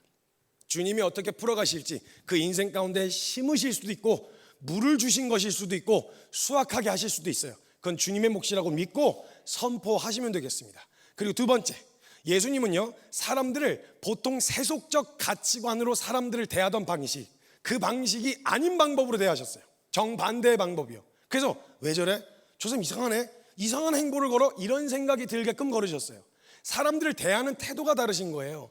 예를 들면 그때 당시에 유대인, 특히 바리새인 대제사장은요, 우리 지금 요즘 시대로 목사님 정도의 급이 아니에요. 목사님은 교회에서만 이거지만 그때 당시 대제사장과 바리새인이라고 하면 모든 기독교, 유대 사회 안에 모든 기득권을 다 갖고 있었던 사람을 말해요. 그땐 종교와 정치가 묶여 있었거든요. 그 사람들에게서 밉보여갖고 출교당했다. 유대 사회에는 발도 못 붙이고요, 생계 유지 자체가 불가능한 상황이에요. 그럼 어떻게 해야 되겠어요? 잘 보여야 되겠죠. 사람들한테 밉보이면 큰일 난다는 거죠. 그러니까 그들이 뭘 요구하든 그냥 뭐 다른 거 없이 그냥 고지고대로 그냥 말 듣고 그냥 이렇게 모셨단 말이죠. 근데 예수라고 하는 사람이 등장했는데 이 사람은 그 사람들이 생각하는 그 기득권 자체의 굴복을 안 해. 이 사람들. 그러니까 전혀 다른 방식으로 대하시는 거예요, 예수님이. 거기서 만났다 하면 그냥 막 회칠한 무덤, 막 독사의 자식들아, 막 이건 아니잖아. 아닌 걸 아니라고 확실하게 이야기하셨단 말이에요. 그리고 세리과부 창녀들은요, 그때 당시 유대 사회에선 인간으로 취급도 안 했어요. 인간으로 취급도 안 하고 완전히 그냥 짐승, 개 이렇게 무시할 만큼 완전. 근데 그들을 진짜 인격적으로 친구 대하듯 대하셨단 말이죠. 전혀 다른 방식으로 대하셨어요. 자, 여러분 이런 고민이 있으실 겁니다. 회사에서 어떤 사람이 내 후임이, 특히 후임이 일을 잘못했어, 실수를 했단 말이죠. 그럼 그리스도인으로서 이걸 지적을 해야 됩니까? 아니면 내가 감싸줘야 됩니까? 이런 고민들 생기실 수 있잖아요. 근데 그리스도인이 다름은요, 그걸 그냥 넘어가는 걸 말하는 게 아니고요, 책임입니다. 그건 잘못된 건 잘못된 거예요. 아닌 건 아니라고 이야기해야 돼요. 마치 예수님이 대제사장들이 아닌 건 아니라고 얘기하셨던 것처럼 아닌 건 아닌 거예요. 잘못된 거야, 이거 틀린 거야, 수정해야 돼 라고 분명하게 이야기할 수는 있어야 돼요. 근데 그리스도인이 뭐가 다른 줄 아세요? 그 일의 성과로 그 사람을 평가하진 않아요. 예를 들면 어이구 네가 그렇지 뭐, 어이구 네가 그럴 줄 알았다, 너 네 안 될 줄 알았다, 이렇게 그 일 자체, 그 사람이 가지고 있는 역량으로 그 사람 자체를 평가하는 건 세속적인 가치 안에서요. 그 사람이 가지고 있는 재능, 재력, 뭐 능력치 이런 걸로 그 사람을 평가하거든요. 이건 세속적 가치예요. 근데 성경은요, 그 사람이 가지고 있는 무엇이 있든지 상관없이 그 사람을 어떤 능력이나 그런 것들로 그 사람을 평가하지 않아요. 일은 잘못된 거예요. 잘못했다고 얘기해 줘야 돼요. 그러나 그 사람을 평가하지 않는 자세로 다름으로 우리가 그리스도인임을, 그리스도를 증거하고 소개할 수 있게 되어진다는 거예요. 이게 두 번째 특징이었습니다. 세 번째는요, 예수님은요 그냥 만나셨습니다. 뭔가 특별히 의도를 가지고, 목적을 가지고 이 사람 변화시켜야 되는데, 이 사람 바꿔야 되는데, 이렇게 한 게 아니라 그냥 어떤 사람은 인사를 나누셨어요. 어떤 사람하고는 그냥 밥을 먹으셨어요. 어떤 사람은 그냥 지나가면 스쳐 지나가듯이 그냥 이렇게 지나치셨어요. 눈도 안 마주친 사람들도 있어요. 그냥 이렇게 스쳐 지나가시는 사람들도 많았는데, 예수님은 어떤 특별한 목적보다 그리스도 자체이신 예수님을 그냥 한 번씩 만나게, 스쳐 지나가면서라도 이렇게 만나게 소개시켜 주셨다는 거예요. 근데 제가 한 번에 이제 튀르키예라는 지역에 가서 지진 피해를 복구를 도왔던 때가 있었어요. 그때 제가 그 하루 묵상을 하는데, 묵상 가운데 한 사람에 대한 묵상을 주시는 거예요. 뭔가 평화의 사람을 만나고 싶다 하는 소망으로 기도를 하고 있었는데, 저희가 거기서 며칠 지내다 보니까 주식이 양고기인데, 이 트름만 해도 이제 양고기 냄새가 풀풀 날 때쯤에 다른 거 안 되겠다, 좀 다른 거 먹어야 되겠다 해서 맥도날드라는 데 갔습니다. 그래서 가서 시켜놓고 기다리고 있는데 현지인 중에 한 분이 오시더니 갑자기 더듬더듬거리는 한국말로 안녕하세요, 저는 하나님을 사랑하는 사람입니다, 이렇게 소개하는 거예요. 대뜸 거기가 한국인 많지 않은 지역이었거든요. 근데 저희를 보더니 그렇게 소개하는 거예요. 그래서 저는 처음에 놀랬죠. 너무 깜짝 놀랐어요. 야, 이단 아니야? 뭐시오, 여기까지 왔어 이단이? 막 이런 생각이 들었어요. 근데 그 다음 말이 뭐였냐면, 저는 예수님을 사랑하는 사람입니다, 이렇게 한국말로 이야기하는 거예요. 그리고 제가 너무 깜짝 놀랐고 어떻게 해서 막 번역기 돌리면서 막 대화를 나눴어요. 그 사람의 스토리를 듣는데, 여러분 거기에 99%가 이슬람이에요. 근데 거기에 정교회, 그 다음에 개신교, 그 다음에 카톨릭까지 다 합하여서 한 8만 명밖에 안 돼요. 그리고 개신교인만 한 5천 명이에요, 전체 인구 중에. 근데 그 전체 인구 중 5천 명 중에 한 사람을 그냥 맥도날드에서 버거 시켜놓고 기다리다가 만난 거예요. 너무 특별하잖아요. 그래서 와, 진짜 말씀대로 주님이 인도하셨구나, 너무 기쁜 마음에 제가 돌아와서 막 간증거리를 나누고 막 이렇게 하고 있었는데, 주님이 그때 갑자기 저한테 툭 하고 마음을 주신 게, 성규야, 그 자매 이름이 하와였거든요. 하와였어요. 너 하와를 만난 게 굉장히 특별하고 소중하더냐. 그래서 이런 일이 어디 있습니까, 너무 특별하죠. 기도하면서 제가 그런 마음이 들었어요. 근데 주님이 저 안에 어떤 마음을 주셨냐면, 그래, 너 그 사람과의 만남이 특별했지. 근데 너 안에 있는 난, 예수 그리스도가 우리 안에 사시잖아요. 너 안에 있는 난, 너가 튀르키예를 도착해서 공항에서부터 시작해서 여기까지 오는 동안 만났던 모든 이들과의 만남이 난 다 특별했다. 주유소에서 만나서 기름을 넣어주던 사람, 공항 이미그레이션을 통과할 때 그 앞에서 저를 검색하던 사람, 이 모든 사람과의 만남이 특별했다 얘기해 주시는 거예요. 그걸 보고 깨달았어요. 아, 하나님 나를 통하여 만나고 싶으시구나. 어떤 소개할 수 있는 기회가 주어지면 좋겠지만 아니요, 저와 여러분 안에 있는 그 안에 계신 그리스도를 통해서 그냥 만나는 거예요. 여러분, 구레네 시몬이 예수님 지나가다가 얼떨결에 십자가 졌어요. 얼떨결에 그냥 스쳐 지나가듯 만났다고요. 그런데 그 이후에 역사적으로 보면 구레네 시몬은 함께 바울과 동역하던 구레네 시몬의 아내와 아들은 이미 바울의 동역자가 되어 있어요. 그 잠깐 만났던 스쳐 지나갔던 소개할 기회도 없었어요. 헉헉거리는 숨찬 소리밖에 듣지 못했다고요, 구레네 시몬은. 그러나 그에게 그 잠깐 만났던 그리스도를 통해서 그의 인생이 뒤집어지는 기회가 될 수 있었다는 거예요. 밥을 먹고 교제를 하고 이야기를 나누고 스쳐 지나가던 만남. 그래서 여러분 이걸 기억하셔야 돼요. 버스를 타시건 지하철을 타시건 누구를 만나셨던 차를 타고 가다가 확 끼어드는 이상한 놈을 만났어도 내 안에 계신 그리스도는 그와의 만남이 특별하셨던 거, 이거 잊으시면 안 돼요. 왜냐하면 내 안에 계신 주님이 너무 만나고 싶어 하셨을 수도 있잖아요. 선포해 주는 거예요. 마지막 네 번째, 예수님은 중보자가 되셨습니다. 모든 죄인들과 하나님 사이 안에 가로막혀 있었던 담이 있었는데 이걸 허무시는 중보자가 되셨어요. 여러분 혹시 여러분 옆에 있는 혹시 안 믿고 있지 않은 불신자들을 위해서 기도하실 때 그들을 예수님 만나게 해주세요 라고 기도하는 거 말고 혹시 이렇게 기도해 보신 적 있으신가요? 그들은 그게 죄인 줄 몰라서 회개가 안 되거든요. 죄가 죄인 줄 모르니까. 근데 우리는 알잖아요. 그럼 혹시 그들의 죄를 마치 나의 죄처럼 주님 앞에서 회개하고 기도하며 나아갔던 적은 있으신가요? 그냥 아유 불쌍히 여겨주세요, 아유 저 사람 잘못하고 있는데 예수님 만나게 해주세요 말고 그 사람의 죄가 주님 나의 죄입니다. 이게 예수님 돌아가실 때 스데반 집사님 돌로 맞아 순교하실 때 마지막으로 하셨던 고백이거든요. 우리가 예수 그리스도의 생명을 받은 자라면 그 모든 권한과 자격을 받았다는 거예요. 예수님 말씀하시잖아요. 내가 한 것을 너희도 하고 나보다 더 큰 일을 하리라. 중보자가 되어서 그들의 죄를 하나님 앞에 고백하고 하나님 앞에 대신 회개하는 거예요. 하나님 앞에 하나님 저들의 죄를 저들에게 돌리지 마옵소서. 저들이 하는 짓을 알지 못합니다. 예수님이 십자가에 매달리시면서 고백하셨어요. 저들의 죄를 저들에게 돌리지 마옵소서. 저들이 하는 짓을 모릅니다. 알지 못해서 그런 겁니다. 지금 제가 잘못했어요. 이 땅의 죄가 저의 죄입니다. 수많은 사람들이 한국교회의 이야기를 하면서 비판과 정죄와 손가락질을 합니다. 예, 잘못된 거 수정되어야 합니다. 그리고 교정되어야 돼요. 바뀌어야 됩니다. 개혁이 있어야 돼요.